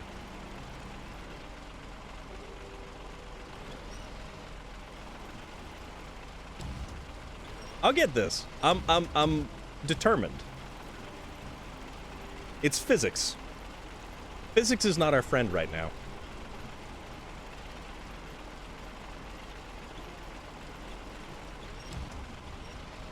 Right there, right there, right there. No, no, no, no! Where are you going? Your stomach hurts from laughing so much?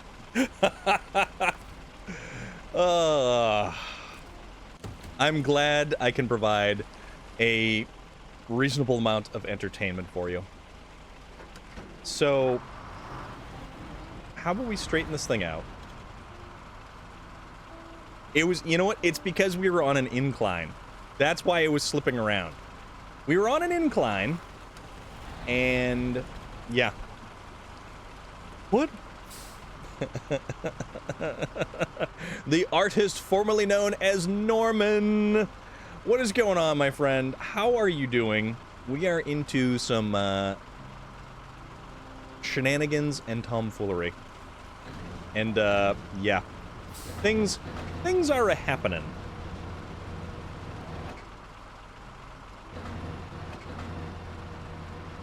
Things are a-happening. We're attempting to put this truck on the back of this other truck. And not exactly having the most luck. Right there. And right there. Alright, pull the winch.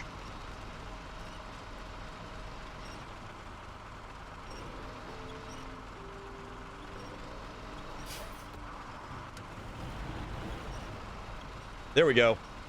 There we go. Come on now, buddy.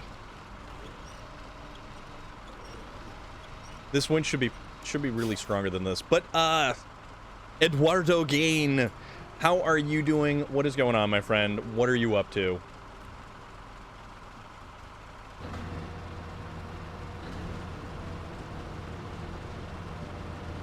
We are very much goofing off right now. Okay.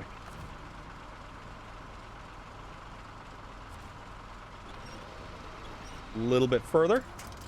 Stop right there. Back truck and trailer. There we go. You're good. Eating some fantastic dinner and hanging out. That is awesome.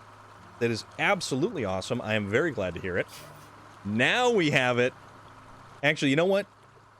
Now that it's dark and we can't exactly see what we were doing, let's make it daytime again. Let's make it daytime because we deserve it to be daytime. We're gonna get up over here. So we're gonna get up over here, and then like we're gonna hit a rock, and the truck's gonna come tumbling off the back. So.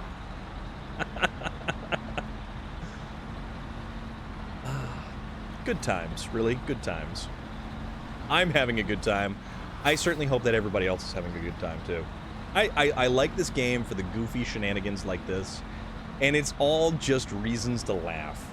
Like, I could have done any other number of vehicles that are far more suited to towing this particular truck around.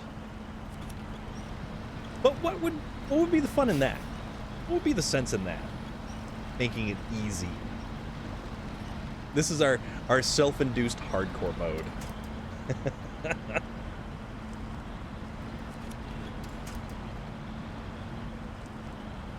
Right. So I'm feeling pretty good about this. We're in the home stretch. As long as I don't dump this thing on its side, we stand a fair chance of actually being able to deliver it. And then we've got 2 more vehicles to deliver.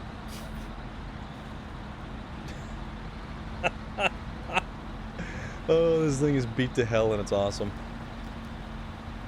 Okay. 1 Chevrolet. Like a rock, am I right? Oops.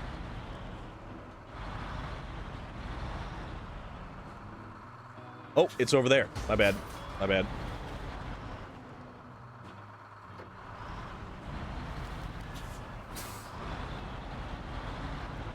Okay. Just back up into position here. There we go. All right, so we have one. Oh, we popped a tire.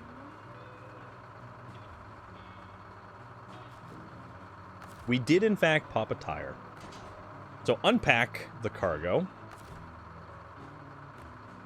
Which is good, so basically, let's kind of dump this thing off right here. There you go, little fella.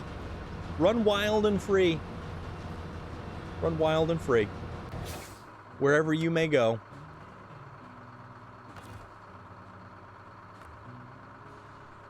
I'd be so mad if you delivered my truck looking... Oh, we popped the front tire. Okay. Well, see, here's the thing. All they specify in the contract is simply delivering the vehicle. We don't exactly have to worry about the condition the vehicle is delivered in. Oh, man. Okay. This way. That's right. Goodbye, little fella. Goodbye. There you go. Done and done. We have fulfilled our civic duty. Actually, I don't know if it's really a civic duty as much. Oop, nope. Don't back don't back into it. We do too much of that too. That's fine. All right, so we've got our blown out tire. And you know what? Now we just have to recover and we're good. We're totally good. So here's the thing. Not this one. The other one. The Tatra Force, this one has a different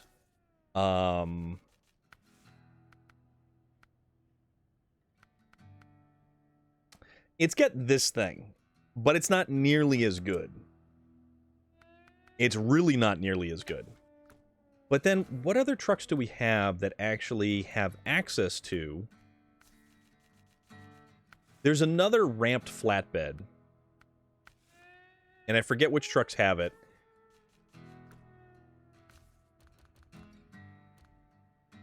Let's see.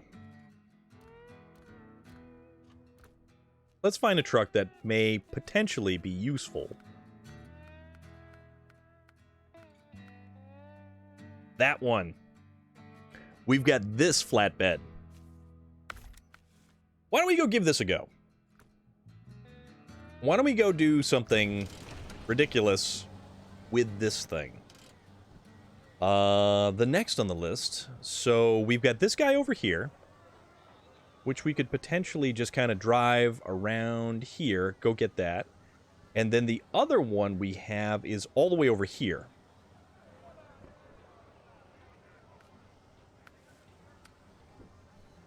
And the workshop. Oh, that's the workshop. That's the workshop. Okay. Huh. So potentially while we were there, we could have just easily driven right up there, recovered it, and then driven back. Forethought. Forethought, of which we don't use. That's fine, though.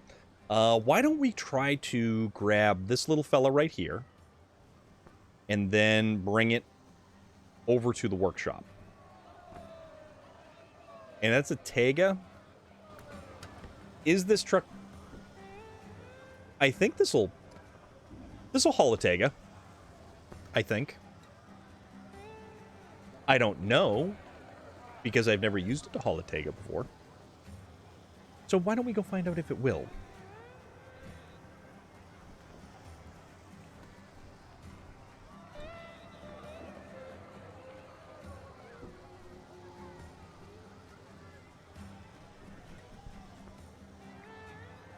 Okay. Have to make sure. Oh, okay. No, this is cool. This is cool. Just have to double check a couple things here. That is that. No, we're good. We're good. We gotta keep on the up and up over here. All right. Let's see how much of a mess we can make this. Let's see how much of a mess we can make this. We needed to go this way, then this way, then this way. Okay, so that is our route plotted. We're probably going to run out of fuel faster than anything in this. I've never actually used this to recover any vehicles. I played around with it when it first came out, which I think they gave these to us on the Dawn region. But, whatever. I like the Dawn maps, mostly because the Dawn region had some really good, almost like New England style foliage. Like fall foliage, all the bright reds and oranges and fiery looking colors. So cool. Fall in New England is actually a sight to behold. And it's like you're in a completely different world sometimes. But then again, New England, Massachusetts, New Hampshire, Maine, Vermont, sometimes you kind of are in your own little different planetary bubble. Because New Englanders can be weird. Just throwing that out there. Just saying. Not that I'm weird. I'm not. No, not weird at all. No, completely not. 100% fine. Totally not weird.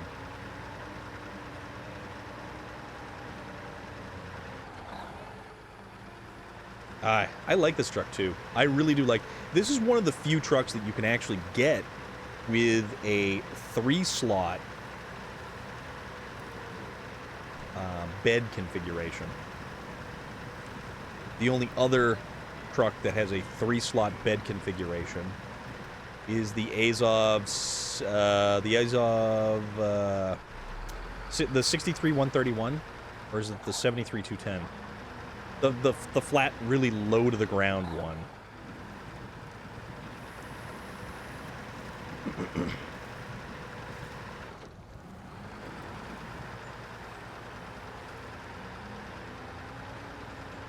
We're also consuming fuel like it's water.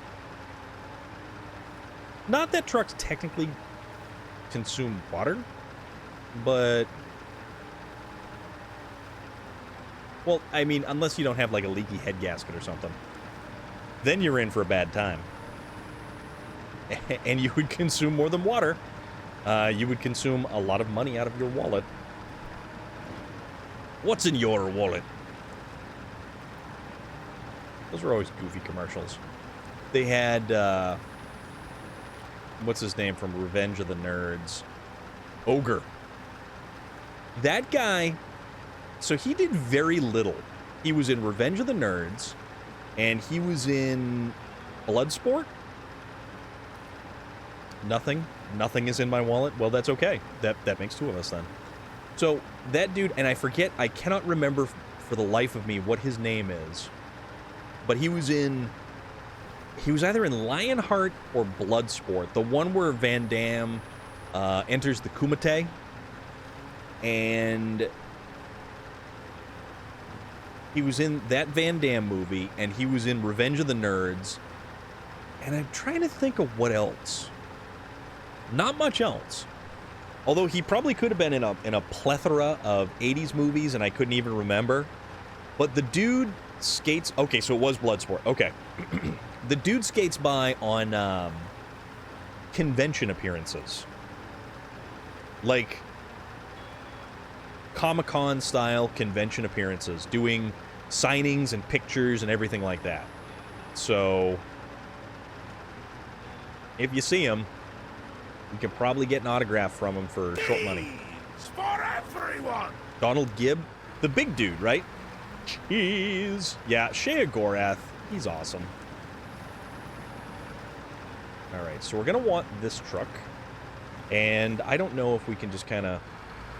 Is this going to be too small? I don't know. Ogre from the Nerds movie. Okay. Okay. We want control the evacuator.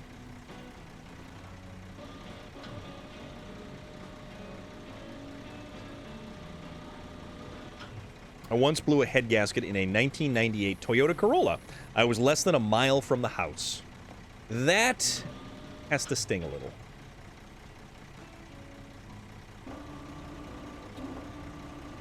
Alright, so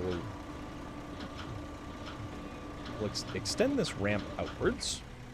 Or something. Okay, partner had to come tow me home with a tow strap. Oh, that's gonna be fun. Alright. Winch that. Winch that. So, I don't know if this is gonna work. I may have, slightly underestimated the size of the truck.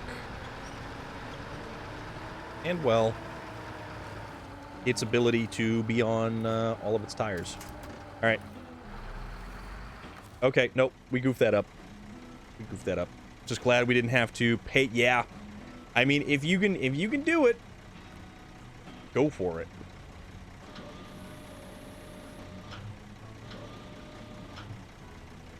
Okay.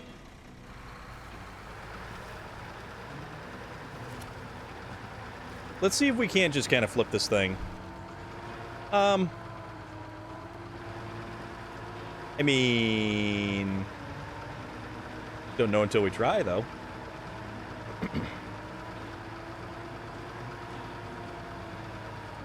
I'm gonna get creative and adventurous. That's what I'm gonna do. Potentially. Potentially.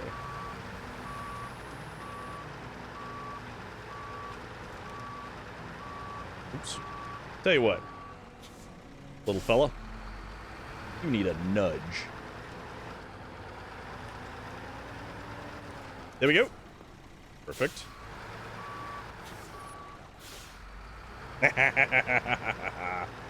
I always like brute forcing the stuff.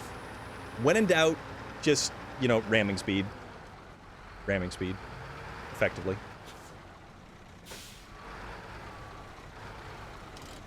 Okay.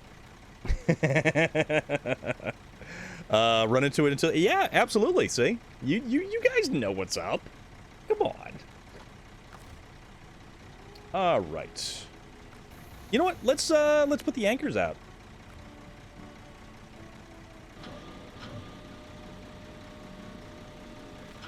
Okay. That. And then... that. And that.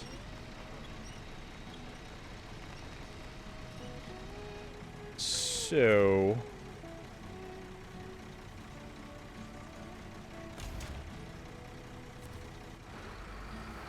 gotta kind of line up a little bit better. There we go.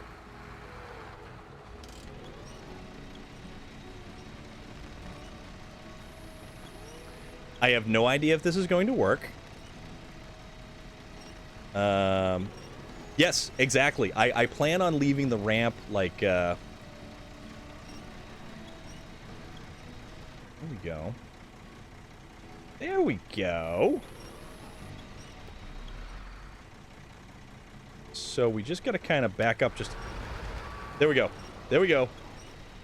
Momentum. Momentum. So I might have accidentally sort of popped it off the side a little bit, but that's okay.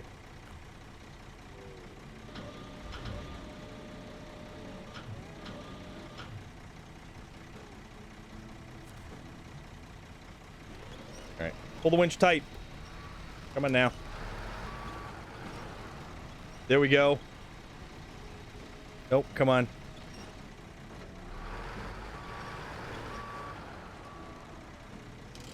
All right. And pack, truck, and trailer. I am a genius. No, not really. Okay, where are we going? Where are we going, party people? So I gotta go down through here, across here, and I gotta dump it over at the workshop. Get a good silly one for you. Thank you very much, Nika Fernandez. I really appreciate it. Doc Goldeneye, what do you got for us, my friend? All right, let's remember to put it in a forward traversal gear. All right. No, this is good. I feel pretty good about things right now. I say that now, before I go tumbling down the mountainside, and the Tega disconnects itself. Oh, that's a cool pattern. I really like this Tega pattern. This is a cool one. Uh-oh, uh-oh, uh-oh.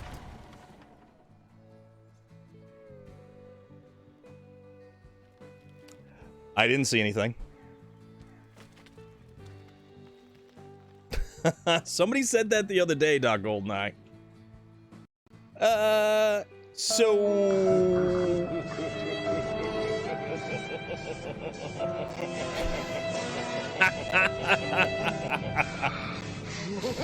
Oh my goodness. Oh my goodness.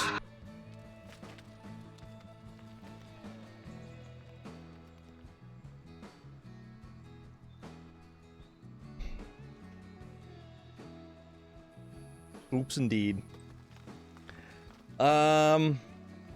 Okay, so... All right, So that plan didn't really work out as well as we had wanted it to. I'll carry you to the gates of Valhalla. Lie awaiting. A ride eternal. What do we got over here? Oh, Brigadier's over there.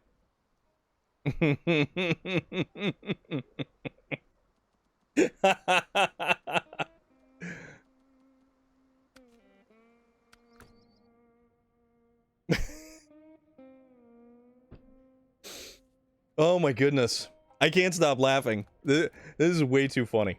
This is way too funny. Let's see. What do we want to use to fix our oops? And I actually genuinely think that we're going to be just kind of, well, hold on. No, we can't, because so here's the thing. We've got the Tatra. Thank you, Nika Fernandez. We have the Tatra Force, and it's got the big ramped towing platform. But stuff doesn't stay in the back there. That's the thing.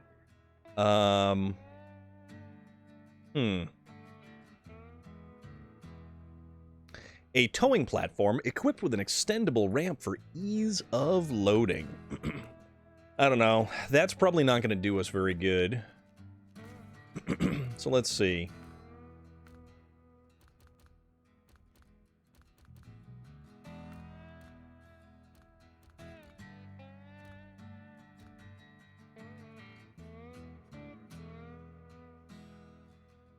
You know...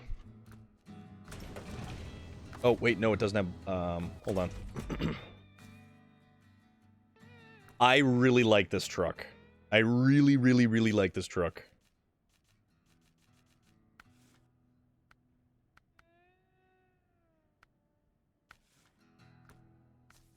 Oh, we need tires. It's tires that I want to change. This isn't exactly the best truck to be using, but it's one of my absolute hands-down all-time favorite trucks.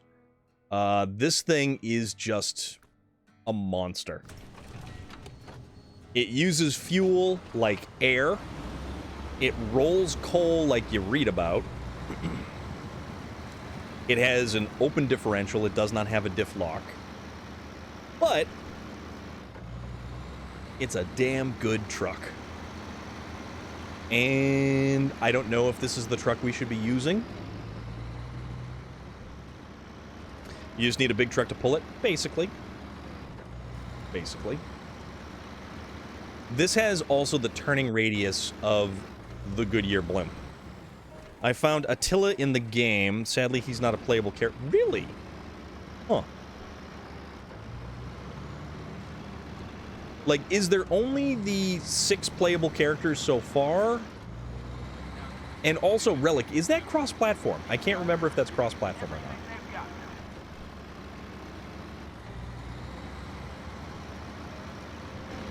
This is still one of the best views in the game.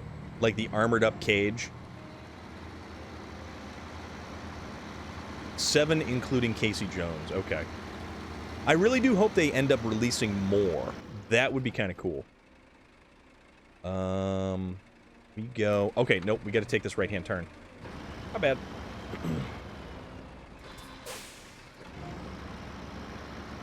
I really like this truck. This is one of my hands-down all-time favorite trucks in this game. It's like my equivalent to... S.A. Junko! Hello, Storm, how are you? I'm so glad to see you playing SnowRunner and live. Dude, I'm having a wonderful time today. We are attempting to tow some trucks to some different places, though our ability to actually maintain on all wheels seems to be somewhat questionable at the moment, but that's okay.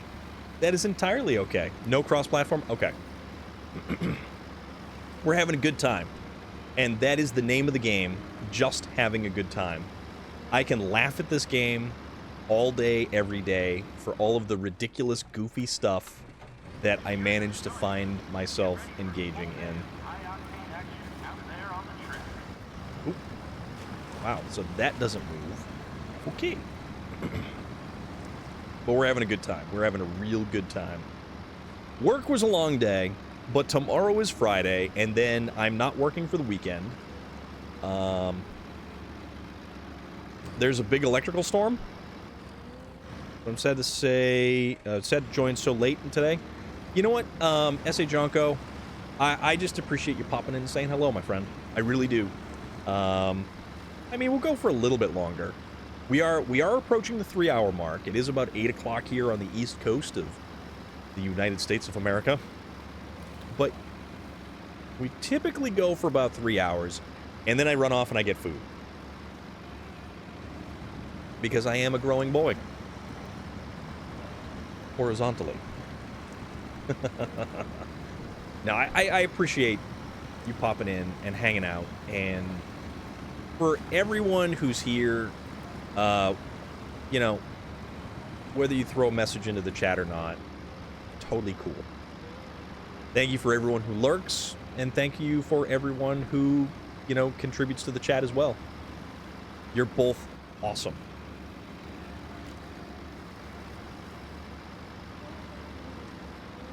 Unlike me, who's horrible at this game. No, I'm not horrible. I'm mediocre. I make this game fun because that's all I want to do with this is have a damn good time. And that's like anything else. If you find something that you enjoy, if you find a hobby or activity that brings you happiness, I don't care if it's not seen as a mature thing. You're better than mediocre, though. I appreciate that, Goldeneye. But no, like I'm saying, if you find something that someone else might not consider a mature activity or hobby or interest, if it brings you happiness, pursue it. It's all about our own happiness at the end of the day.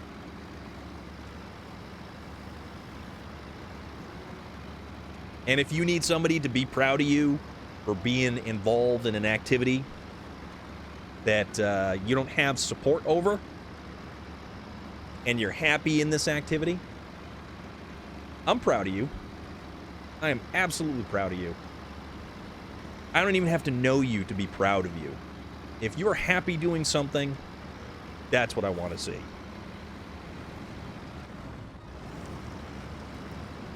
No, you're good. What you did the last day was awesome. I appreciate it, man. There's no point being grown up if you can't be childish sometimes. The Fourth Doctor. That is an awesome, awesome, awesome way to put things. And you know what? You know who else had some really amazing quotes about simply just enjoying things? Jim Henson. Jim Henson was the king of stuff like that. And I think I have one of his quotes here somewhere.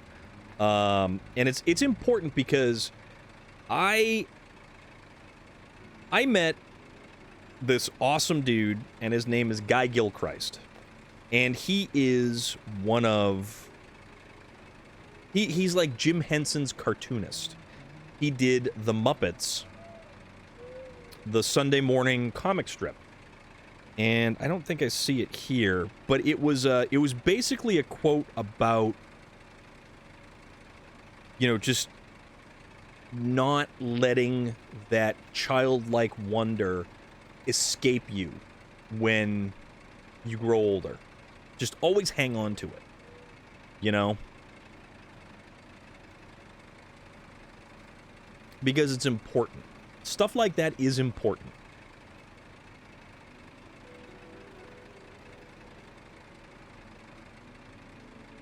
Around here somewhere, I know it is. How are you going to flip that back over? With gumption. Yeah, I'll have to find that quote for you guys. I'll have to find that quote. Also, just got to be like this. Check this out. Because this particular truck right here has winch points at the top of the cab. Right?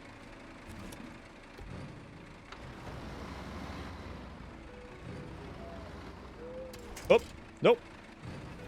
Don't want to do that. We're too worried about how we appear when we're younger, so when we grow up, we can just let go of that and have fun. Be less concerned about that kind of thing.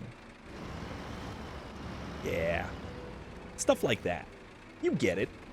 You absolutely get it. That's the idea. Imagine storms, flip it over. I mean, I could. I've done it before.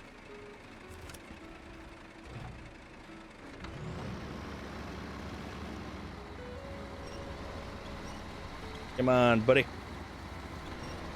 Oh, you know what? There we go. It's because our winch cable was not long enough. So what we're gonna do... this. Alright. Okay.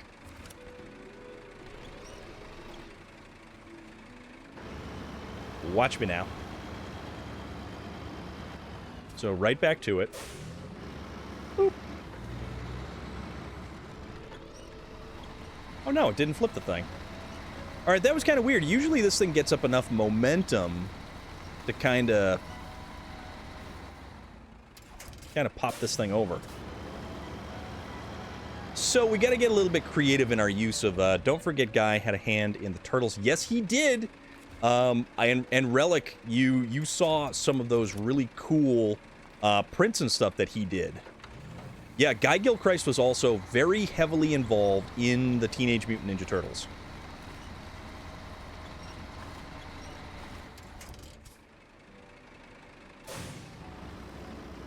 It's cool stuff, isn't it? It's really cool stuff. All right, I got a better idea. I'll do this.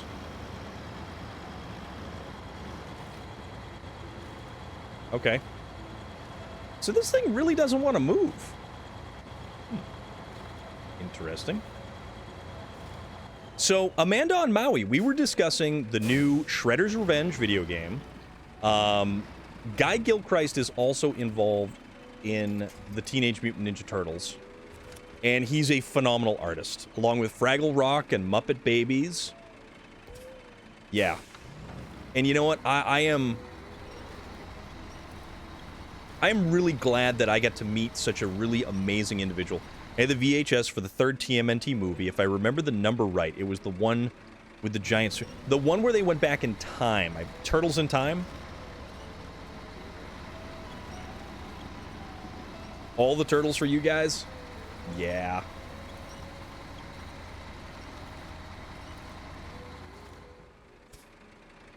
That's the one, yeah. Turtles in Time. Alright, come on. Let's get this thing. This thing doesn't want to go over. That was a fun one. Yeah, all the Turtle movies. Turtles 3 had the scepter. This thing does not want to move. So you know what? Turtles in Time was the game. Oh, I had some of the TMNT cartoon movies on VHS that I liked. I liked the Teenage Mutant Ninja Turtles cartoon. Watching the cartoon after school, always, always, always awesome.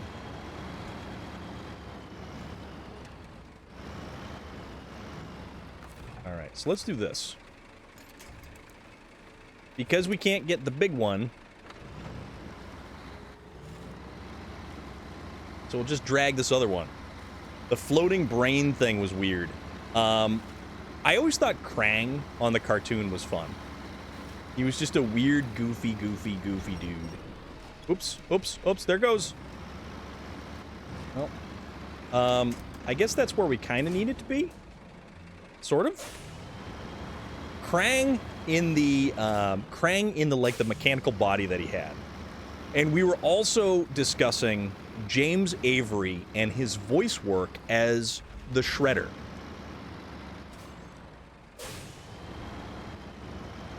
And my first game of Mutant Ninja Turtles was on my Game Boy. Nice. Also, I did technically move it. So this is the other truck, the one that I wanted to get to the tow area. So we're just gonna hook up to it right here, and this is how we're gonna roll. So who was the professional wrestler who was the super mutated Shredder? And Relic, I know you know that one, but give everybody else a chance. We gotta go to the right. We gotta go over here. Relic is our resident wrestling expert. Okay, so we're just gonna tow this thing behind us. We're gonna make this work. You were gonna? But if you guys can guess, even though I already had the answer typed out, I know you do. So Relic already has the answer. Let's see if anybody else can come up with the answer. Who played the mutated Shredder when he drank too much of the ooze?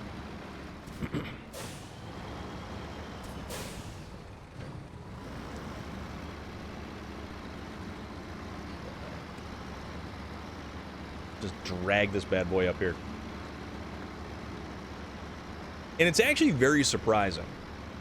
And if you guys don't get it, Relic is going to get an itchy trigger finger and punch out that answer right quick. Super Shredder, Teenage Mutant Ninja Turtles, Secret of the Ooze. Because the ooze holds all the secrets.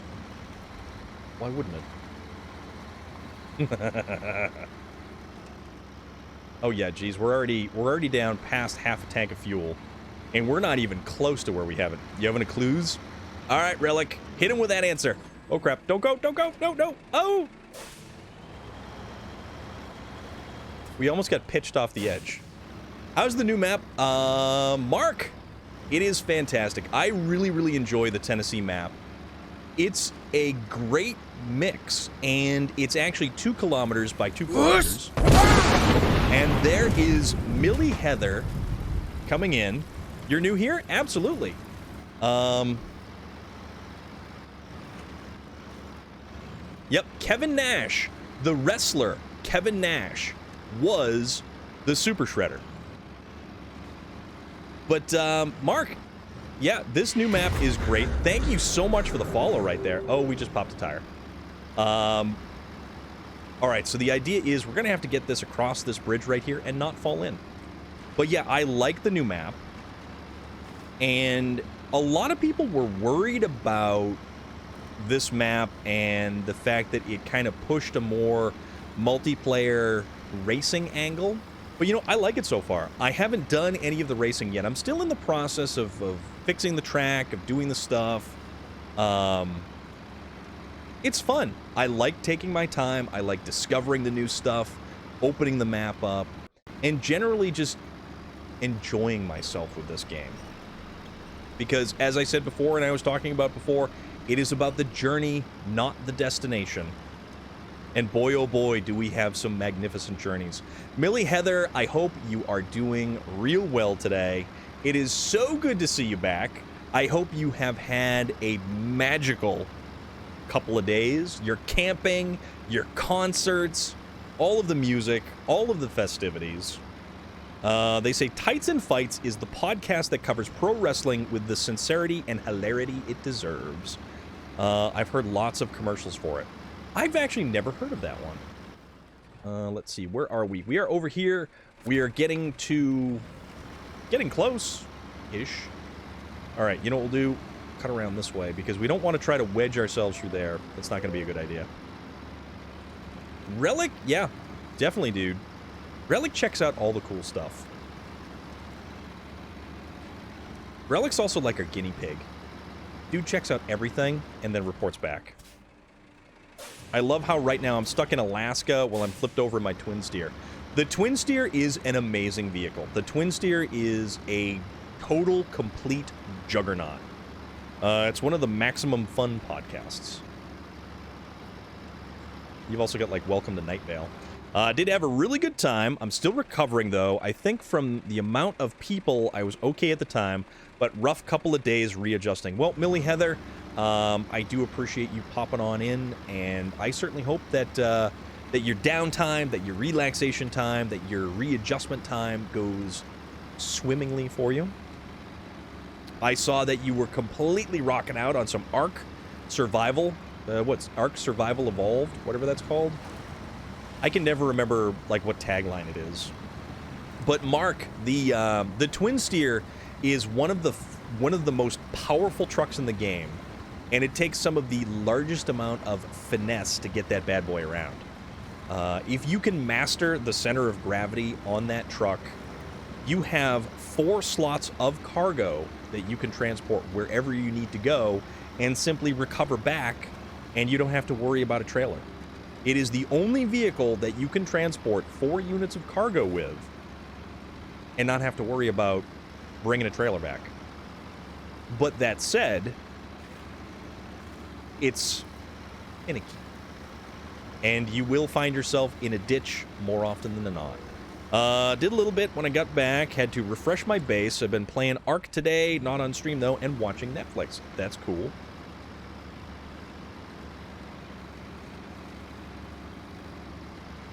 That's really good to hear.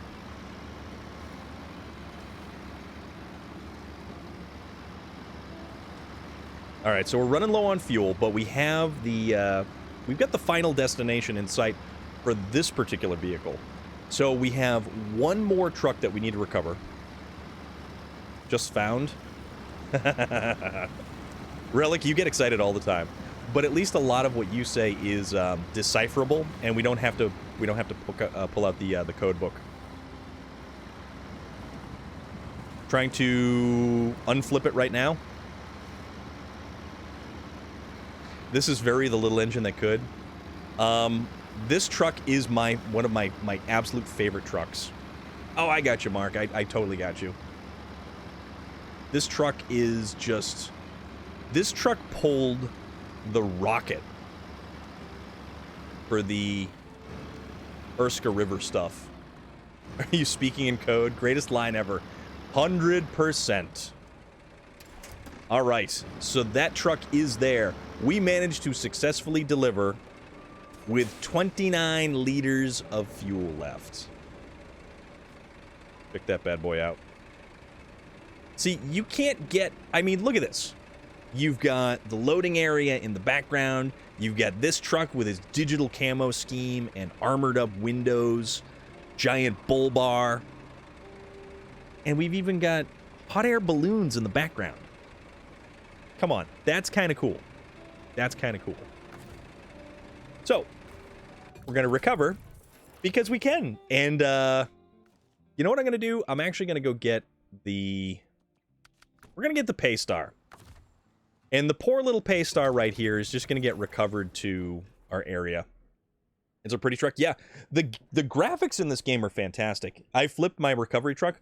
Well, Mark, let me tell you. I had a situation where I had 2 trucks. They were both on their side. They looked like they were spooning one another. It's a common occurrence. You'll get used to it, my friend. All right, store that. So what we have to do now is get the... It's the Voron. The Voron is over here, but we have to transport it all the way over here. So we can go over to here, and then we can drive it over here. Owen, I hope you're doing good, my friend. Billy Heather, I like that truck a lot. It is a very, very cool truck. Let's see. So we're not gonna flatbed anything. You're in Australia. Okay. No, that's cool, man. We were saying on Manic Lynx's channel earlier that it's rescue trucks all the way down. Yes. I have had situations where I have been 4 trucks deep. I've had to rescue myself from myself on several different occasions. I may go lurk, still got Ark on, and needing a quiet cocoon time. You know what, Millie Heather? Thank you for popping in. Thank you for saying hello. Thank you for everything that you contribute. And you know what?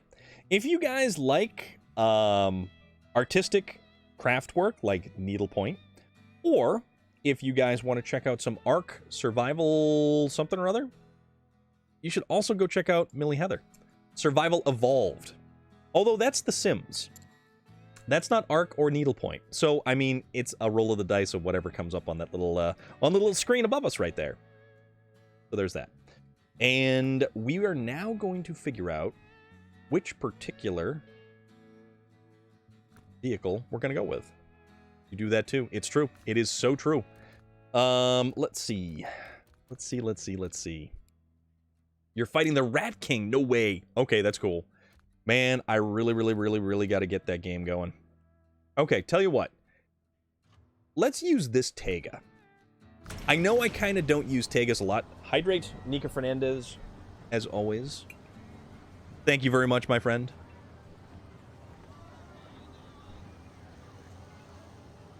Millie Heather, take care.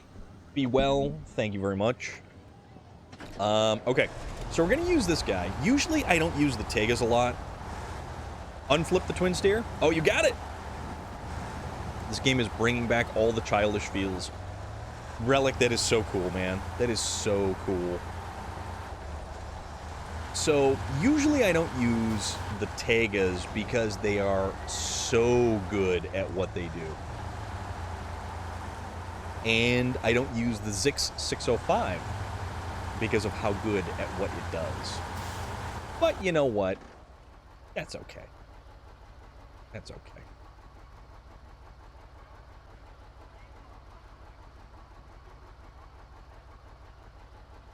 I mean, I guess we could cut across here. Can't we? Can't we just kind of cut through? And wind up right there? Oh, it's all good, man. All good. I get you.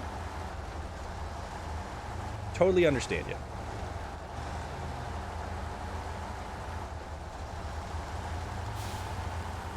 Alright. Make our way through here. Hopefully we're not going to run into any stumps. But it's great because anything that's got, like, water runoff, autocorrect, yeah. Autocorrect, we all know. I like how this game isn't very intense. Even the stressful situations are amusing. Exactly.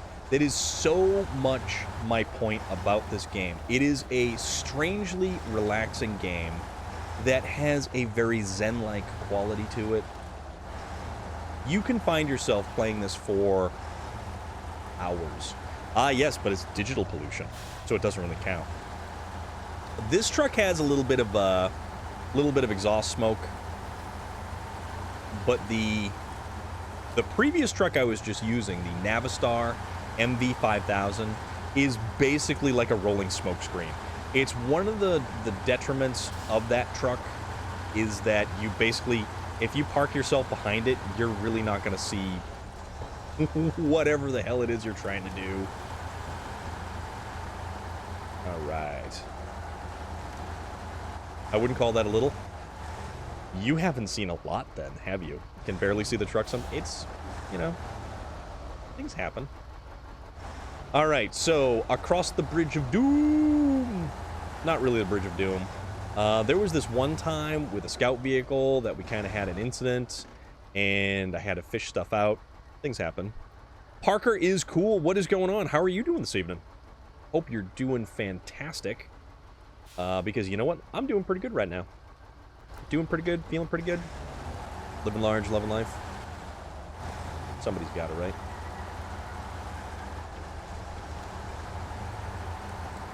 We're going to drive this rather awesome truck. All manner of off-road terrain. Yeah, I'm doing real good. Because we're here, we're playing SnowRunner. We're surrounded by awesome people. And by awesome people, I mean everybody who's in here.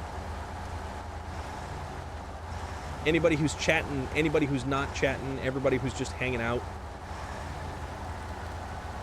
You're all awesome. You do realize that, right? Oops. I love SnowRunner. Yeah. That sentiment is completely echoed by probably the majority of the people in this channel right now. I really enjoy this game. This is one of my all-time favorite games. And we're stuck on a ranch.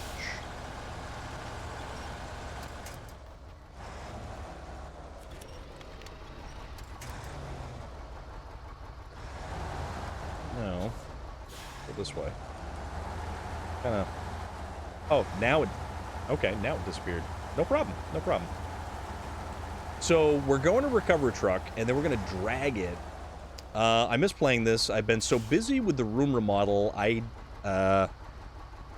don't have room to play. Oh, dude, I'm sorry about that, man. That's rough. One of these days, we will definitely have to get... I want that truck, but it takes... This did take quite a while to get. This was one of the trucks that had a little bit more of a bunch of stuff that you have to do to actually get it.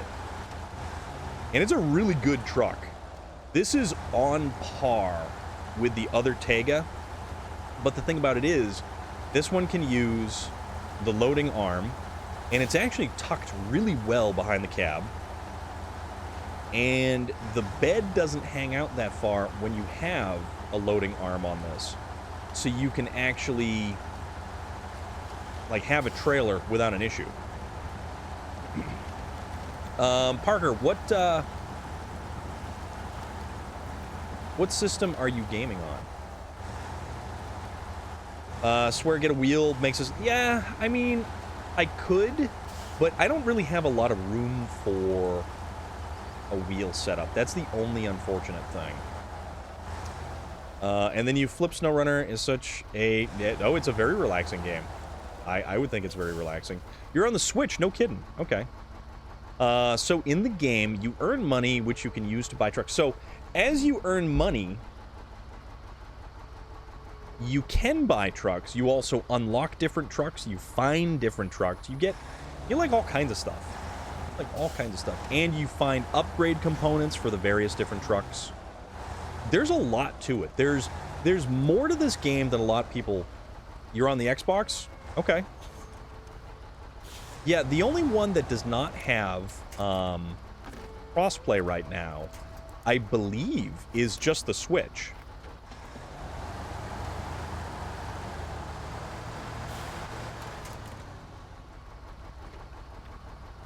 Yeah, you can actually find, and there is certain tasks that make it so that you actually have to... You're already rank 30? I am also rank 30, my friend.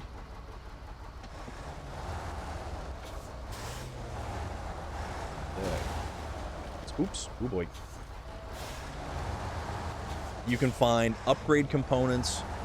Some trucks don't even come with, all-wheel drive equipped with the truck. You have to find it, or you have to level up and unlock stuff. It's actually really cool how this game is set up. You accidentally got rich by joining my Captain Mod maps. I got rich by playing this game a lot. So this truck is in Maine, and you have to build the lumber mill. The lumber mill by the garage that's across the broken bridge. You do the contracts for that one, and you will be able to get this truck.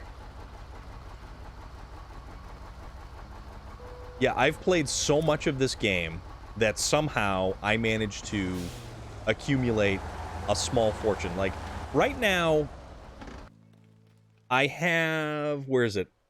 I've only got 654,000 in liquid assets. You still haven't started Maine? Oh, Maine is great. Maine's a lot of fun. We'll have to start up... You know what, Owen? When you can actually get to a point to be able to play this game,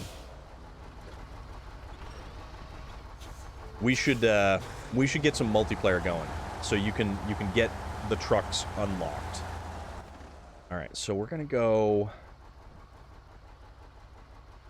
Well, we need to loop around this way and then back around through this way. Okay, no, this is cool.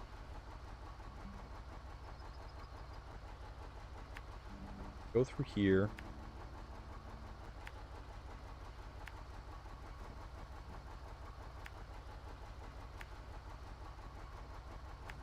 What do I have there that's a truck? Oh, that's my A&K. Okay. No, Switch is crossplay, but if you have mods, it won't be crossplay. Okay.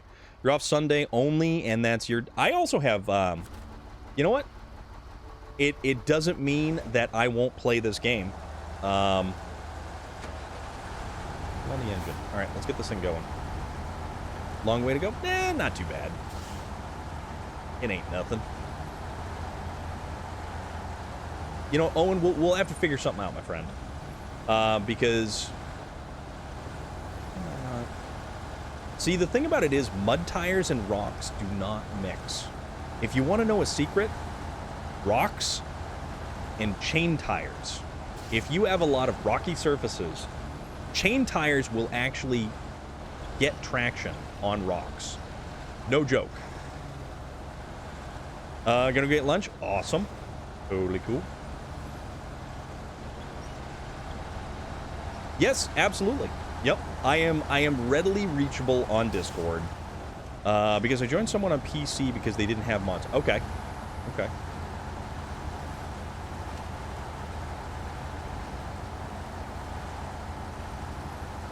Yeah, if you join our Discord, if you hang out in our Discord, it's a fun place. It's not bad. I like the food channel. It's like the Food Network. But not really. Yes, chains actually do really well with rocks. And it's not a bad thing. Oh, it ran out of fuel? Oh, come on. The Discord, hit exclamation point Discord. We've even got a SnowRunner channel in there. You know, it's all good.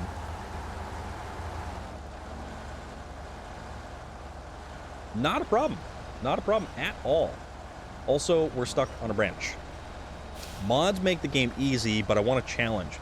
Yeah, that's why I use no mods, and I haven't ever played with mods. Like, at all, ever. Get out of this mud. Oh, it's hung up on that. Ooh, okay. I think I'm gonna try to pull this from a different angle. I don't know why that thing is hooking this thing so hard right there. Uh-oh.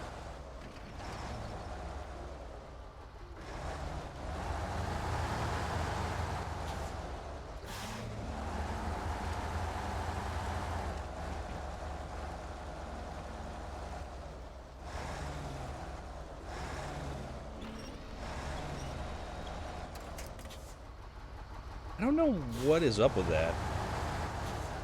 Can we go and can we, awesome. Very cool. Yeah, it's a great place to keep in touch, to talk about games, to talk about movies. All right, there we go. Exactly. Who needs mods? Nobody needs mods. I have played this game from the start without a single mod. Get it? Okay. Oh, we're good. We are good. And I enjoy it. I definitely enjoy it. I have always played vanilla. No mods, no nothing. And it's good. It's actually a lot of fun. Except when you're trying to get a truck up an incline and it's not cooperating.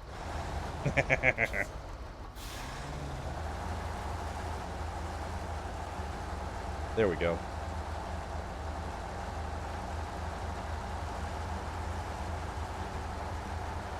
Yeah, I don't understand why it ran out of fuel. Well, I guess I do. I need rock crawling mods with trailing. So I have because Switch don't have any mods anyways. There you go. That is a respectable answer. Not that all the answers aren't respectable.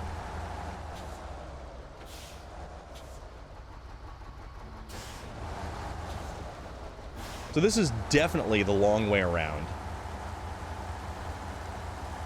But that's all right.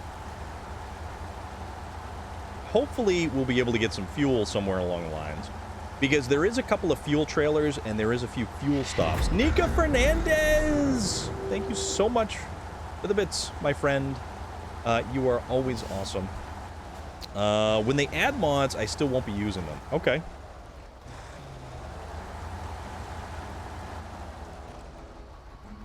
I've got like a fly in here. Like a small fly, and it keeps like buzzing around. I don't know what's up with that. Oops. Almost out of fuel. That truck is actually not bad on fuel. And if you get into Lake Coved, to the Amandra... Ooh, that hurt. To the Amandra map, you will gain access to the all-wheel drive upgrade for the twin steer. And you want to talk about a beast of a truck? It's already beastly without all-wheel drive. Yeah, it's funny too. So this game, when you get it, it starts in liters, and you can actually swap it out to gallons if you want. But I always left it on liters. It's kind of cool. You already have it? Awesome. Very cool.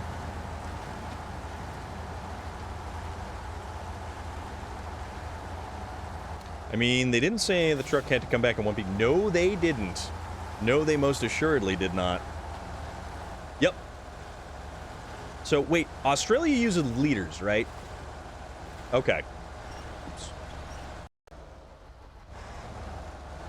Alright, come on. Come on. Come on. Just found Napoleon. Only need one more punk frog. Rasputin, no way! Oh, dude, that's awesome.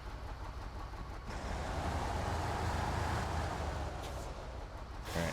Try to get this thing over these little rocks here. Yeah, see, it doesn't want to. Completely understandable, Mark. That's cool. And you know what? Honestly, thanks a lot for tuning in from Australia. I really do appreciate it. Alright, come on. Let's go. Good. Alright, there we go. Getting around. Know what's wrong with it. Don't have no gas. Ah. Yeah, fuel is one of those things. Fuel is useful. And it appears that, like, our towed truck continues to get hung up on basically everything. Unfortunately. Oh, we passed the field workshop and the service hub. But if we can get over here, we can get to fuel. And also, there is a ANK MK38 civilian. Still use liters, and I'm American. Yeah, exactly, Parker. That is what I did, and it was just easier to kind of go with. I was like, whatever, that's fine. I'm gonna go with liters because why not? All right, let's see if we can't get it through these rocks and not legitimately get ourselves hung up. There was a fuel tanker? Oh, there's always a fuel tanker, my friend. Also, the unfortunate thing about the twin steer...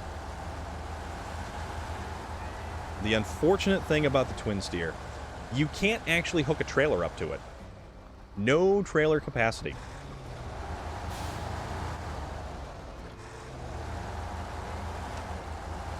Alright, there we go. I use it so I can pinpoint my location easier.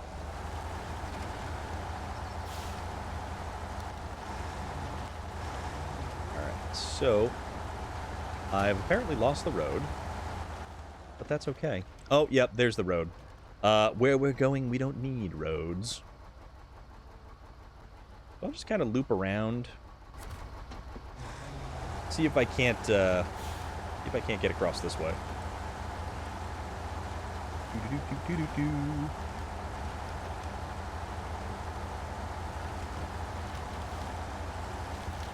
Yeah, this is a little less rocky this way.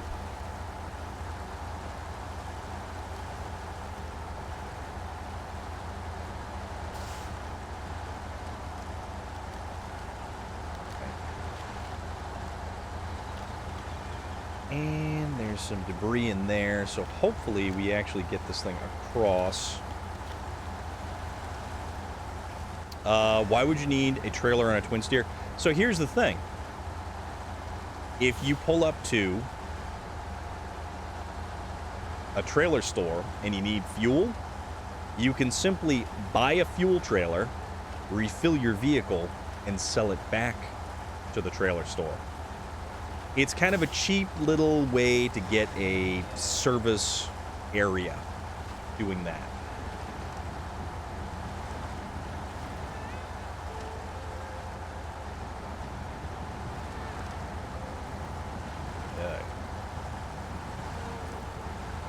But if you can't purchase a trailer for the particular vehicle, you can't get a trailer out of a trailer store, unfortunately.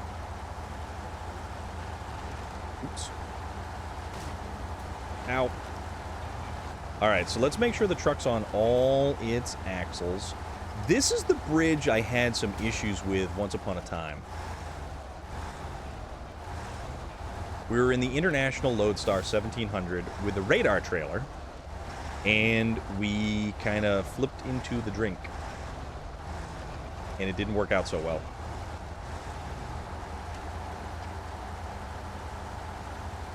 All right.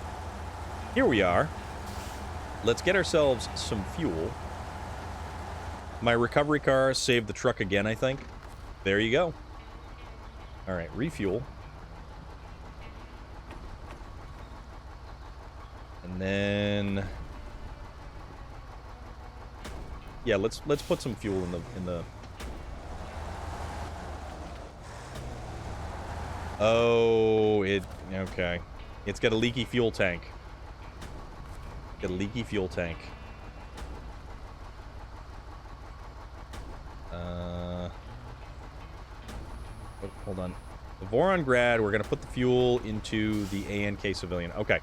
So, unfortunately, we can't have any fuel.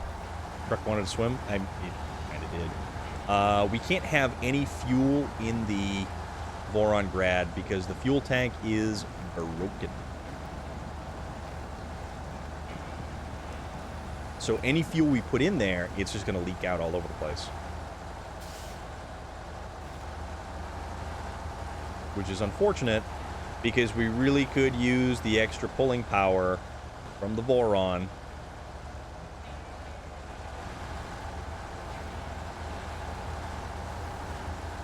Alright, get that trailer out of the way. That's right. Move it, Mr. Trailer. Awesome. Fantastic job, guys. Working as a team over here.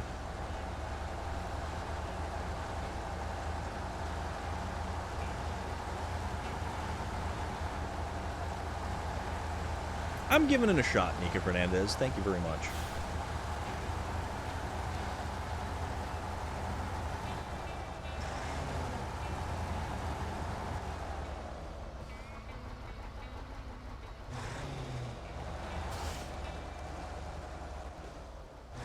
Okay. There we are. So, we now have our end in sight.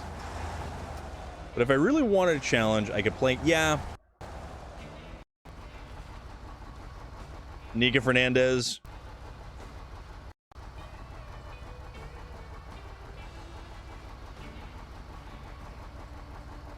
Thank you very much. So we have the end in sight over here. We just got to get there. We do have plenty of fuel. Hopefully.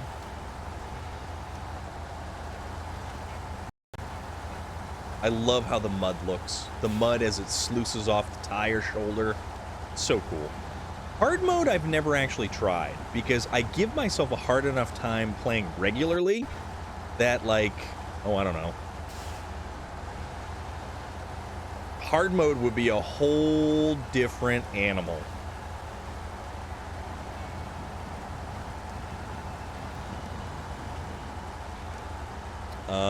On some sneaky news, Skull and Bones got some sort of official rating in Brazil and Korea, but only next-gen PC and Stadia. No PlayStation 4 or Xbox One, which could be hinting towards some sort of release date in sight on the horizon. Ooh, Relic, that is good news, my friend. Let's see. Oh, we're like almost right there. This is amazing. I don't know how we're going to get it through here. This is going to be interesting. Hello? Hard mode, you gotta buy, yeah, you gotta buy fuel. Now your cargo slid off. Always use a sideboard bed. A sideboard bed is one of the most useful tools. Alright, what we're gonna do, I'm gonna try to go up and around this way. Medium pipes. Oh, so they were 2 cargo slots. Okay. Try to go up and around here. Because going through there is not working out that well. Uh-oh. No, no, no, no, no! Uh-oh.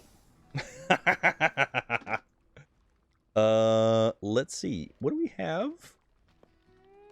Oh. We got this little fella. Oh, the twin steer.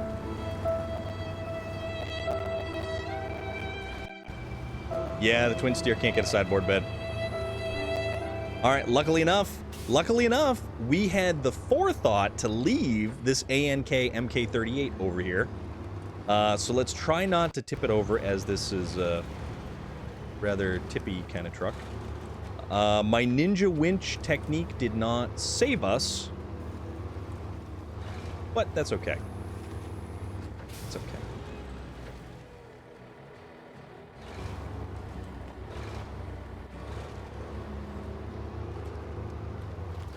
All right.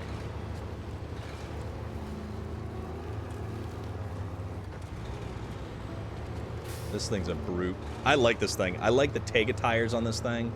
It's awesome.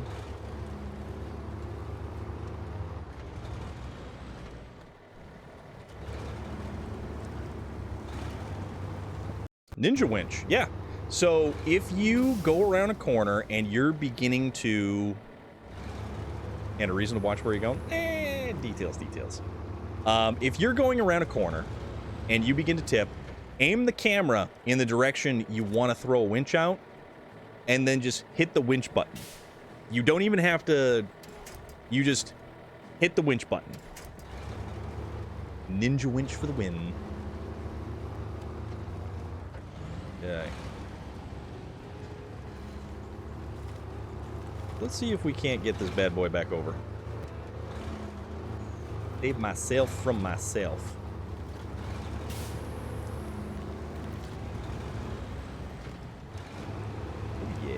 All right.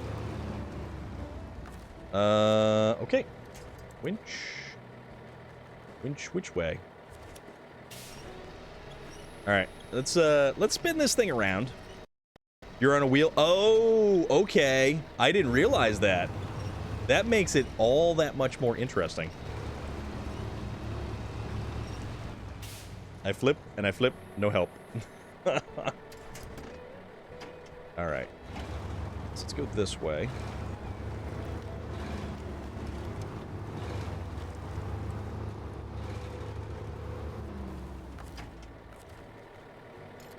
Winch to this spot. There we go.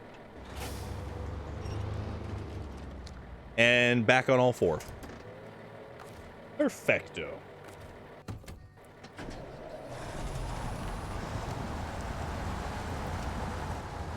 Okay. Oops. Huh. I think we're going to actually have to get a little creative with how we're going to use the trucks over here.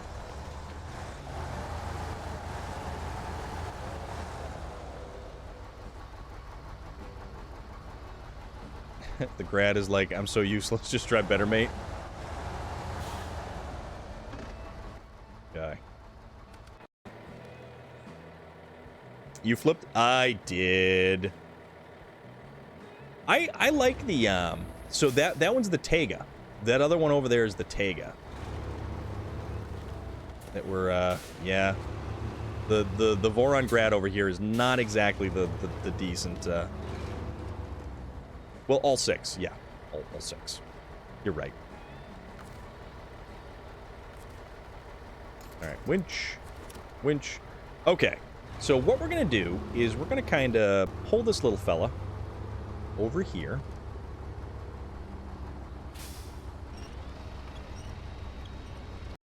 and it's not moving at all, which I don't understand why.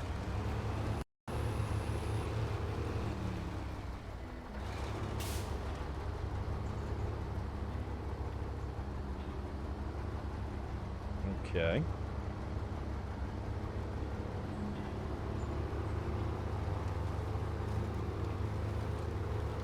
All right. We're good.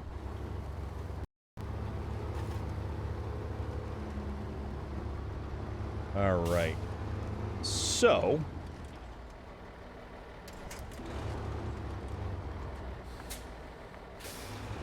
kind of spin ourselves around right here. How rude. That's some straight up Full House nonsense right there.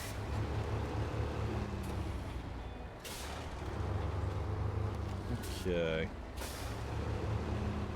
little bit of back and forth and back and forth and back and forth. Headlights for safety.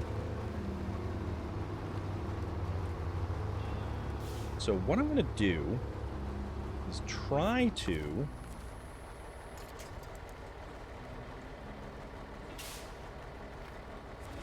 There. Get it a little bit closer. So we're going to get it a little bit closer. And then we're going to... Yeah, okay.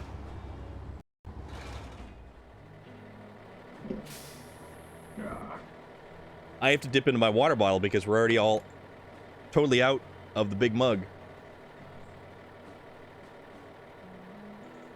But thank you. I do appreciate that. And if I can get it close enough...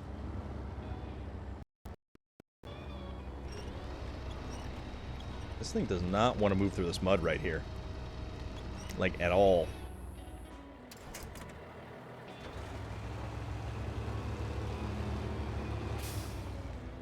Storm has been a great stream. I laughed a lot. Thank you. You are a very humble and wonderful person. That's why we all love you. I need sleep. Have a great night, Storm, and everyone. Thanks for the stream. Nika Fernandez, thank you so much for your awesome and kind words. And guys, everyone, for real, Nika Fernandez is an awesome, awesome person and an awesome streamer. You should absolutely give her a follow. 100%. And there is Cadix. How are you doing, my friend? First person who actually drinks when that happens? Uh-oh. Cadix, what is going on? I mean, honestly, it's the best way for me to actually, like, drink water instead of anything else. And you know what? You know who's also another really cool person? Does a lot of really cool stuff. You should absolutely check out Cadix. Was last seen playing JoJo's Bizarre Adventure All-Star Battle Royale. That's cool. Had a lot more earlier before my PC. Ah, dude, it's all good, man. All right, come on, pull me. Pull me, my friend. Thank you. All right, okay. So this is what the idea is. We're going to try to get up here. I'm doing fantastic. We're running a little bit long. Holy crap, we're running a little bit long tonight. It definitely turned into a very long evening. Not by my choice, actually. We were trying to get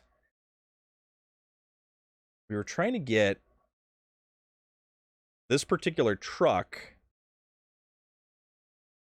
to where it had to go. And we were not having very much luck because we kind of needed to save ourselves from ourselves, so to speak. So, oh yeah, and I'm almost running out of fuel on this thing too.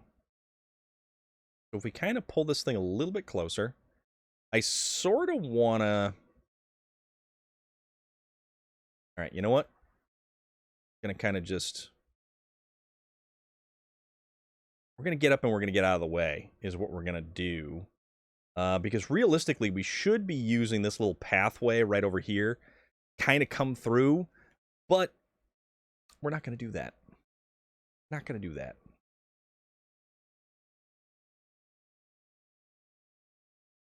So what we're going to do, we're going to back up, going to get ourselves into a position where we can throw a winch line out onto this here truck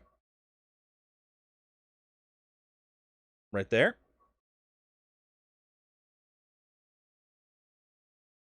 And potentially we can pull this. No, we can't pull this thing.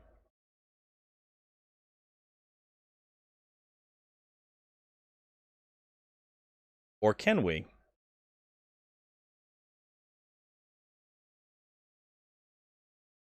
Yeah, see, it's going to get hung up on that rock right there. So I think what we need to do is if we can get just a little bit closer, if it does move, like, at all, because it's inching. It's inching. Refuel. Okay, let's give it a little dab of fuel.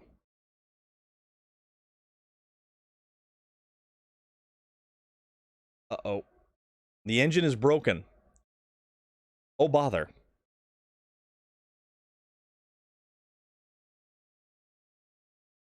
All right, so we need the fuel out of that thing.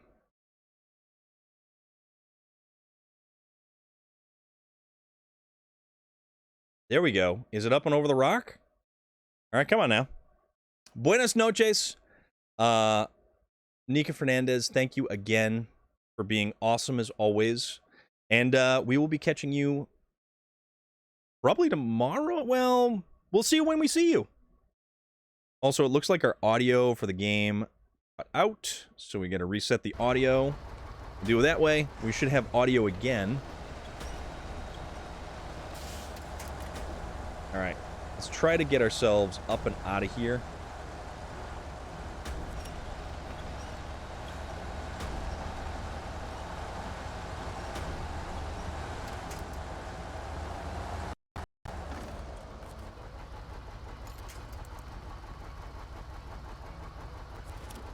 There we go. Engine is broken, of course. All right. Oh! So we got to get this thing, but it just isn't cooperating.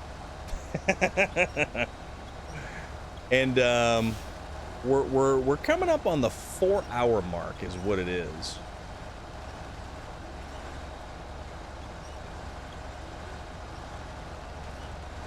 The truck isn't heavy enough to pull this thing up here. That's probably one of my big issues.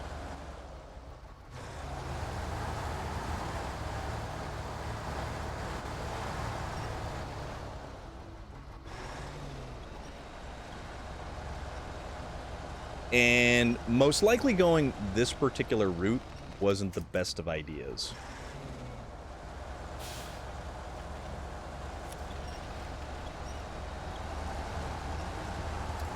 All right. I got an idea. I think I have an idea.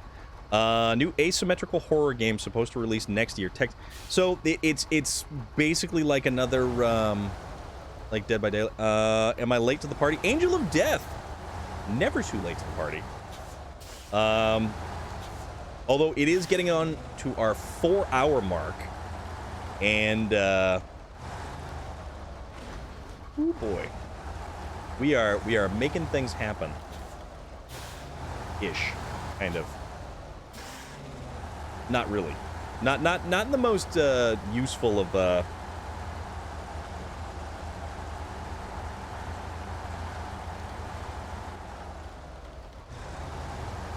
Yeah.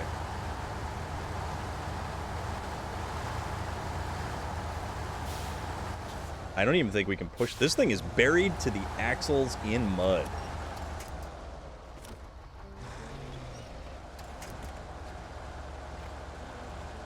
You can't even push it.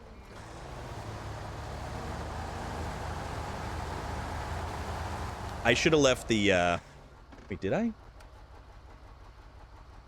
Oh, I did. Oh, I did. Would have tuned in sooner if my card... Oh, no! Angel of Death, what happened? Store crane. All right, this is our,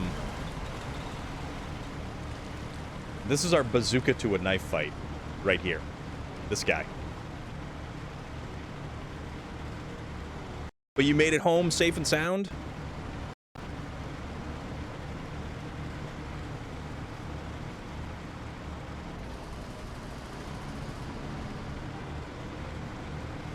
Something like that. I figure it will lean more towards Dead by Toxicity than Evil Dead. Yeah, that's an interesting way of naming that particular game right there. For sure. Okay. Alright. Let's make this happen. Let's get fancy. So, let's head over here to the trailer store. Do that thing we do by purchasing a trailer to refuel ourselves, as long as we can get there. And, yeah. Okay, no, we should be okay. And then we can take this thing down there. And I don't care if we have to go fishing for it. We'll get that thing up here one way or another.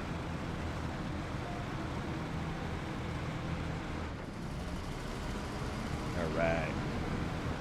Yeah, this thing is the end-all, be-all of, heavy movers. This is the vehicle that you get in Erska River. Well, the second map over. Fuel carrier. Okay, refuel.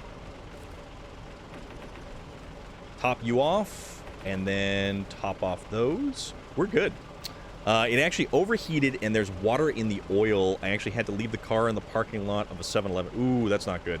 What do you call a sick eagle? Illegal. Oh, duck, Goldeneye.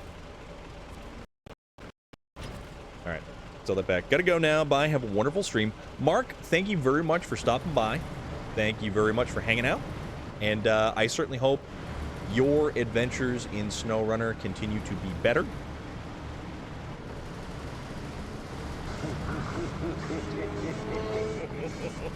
For sure.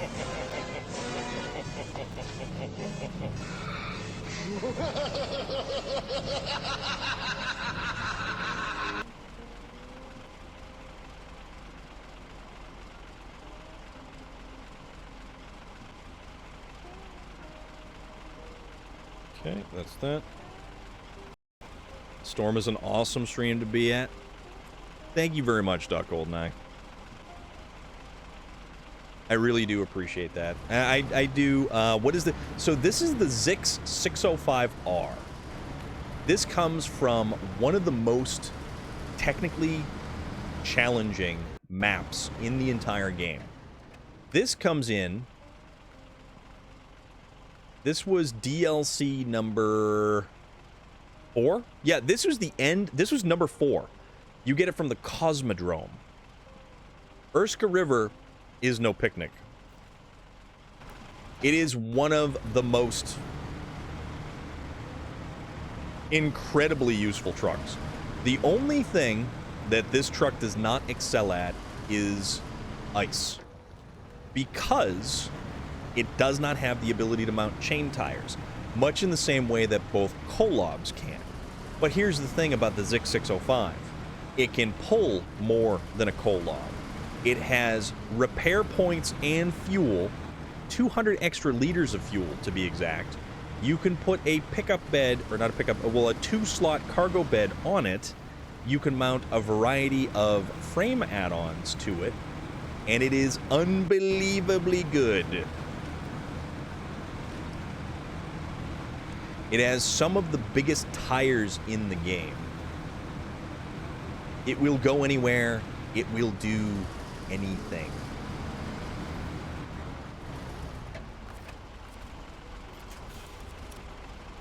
So, the pulling power of this particular truck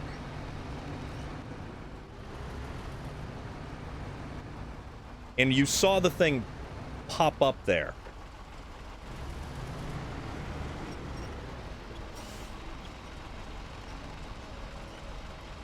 And even the winch is more powerful.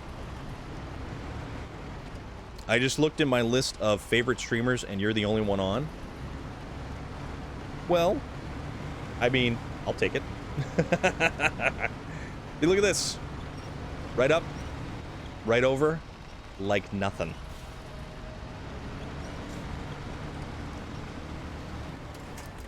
So you know what we're going to do? We're going to, why don't we just keep going with this one? If we don't tip, that is. Well, we also might have wound up in an interesting spot here. Okay. There we go. I just pulled out an impacted wisdom tooth, is what that was. The Tega is no slouch when it comes to how useful that truck is. But you know what just made it look silly? The Zik 605R. This truck basically just... And this is why I don't use this truck all that often, because it trivializes the content in the game. I want a challenge. I want something to be difficult. That's why I use the different selections and variety of vehicles that I do. But man, I'll tell you, the Zik 605R, unbelievably good. 5-speed, advanced special gearbox, some of the most powerful drive axles you can put underneath of anything.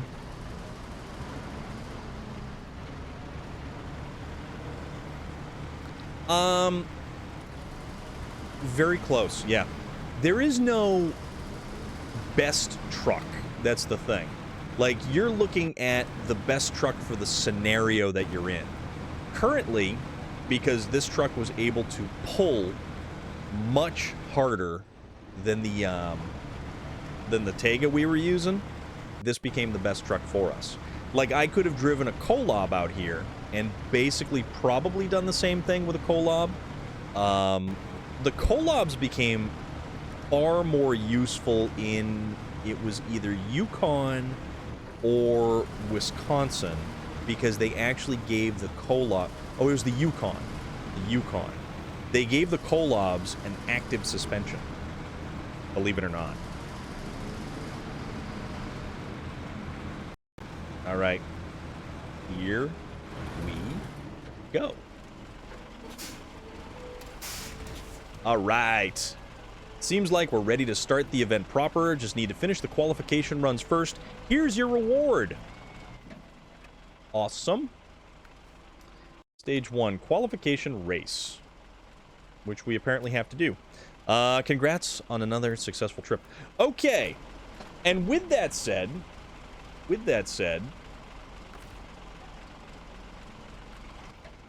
let's make it look nice out here. Make time. Get it to the afternoon. All right, a rainy afternoon. But you know what? We managed to pull it off. Somehow or another, we managed to pull it off. But we've gone way over the time that I usually stream. But that's okay. It is 9:15. We are going to... You know what? You know who's streaming?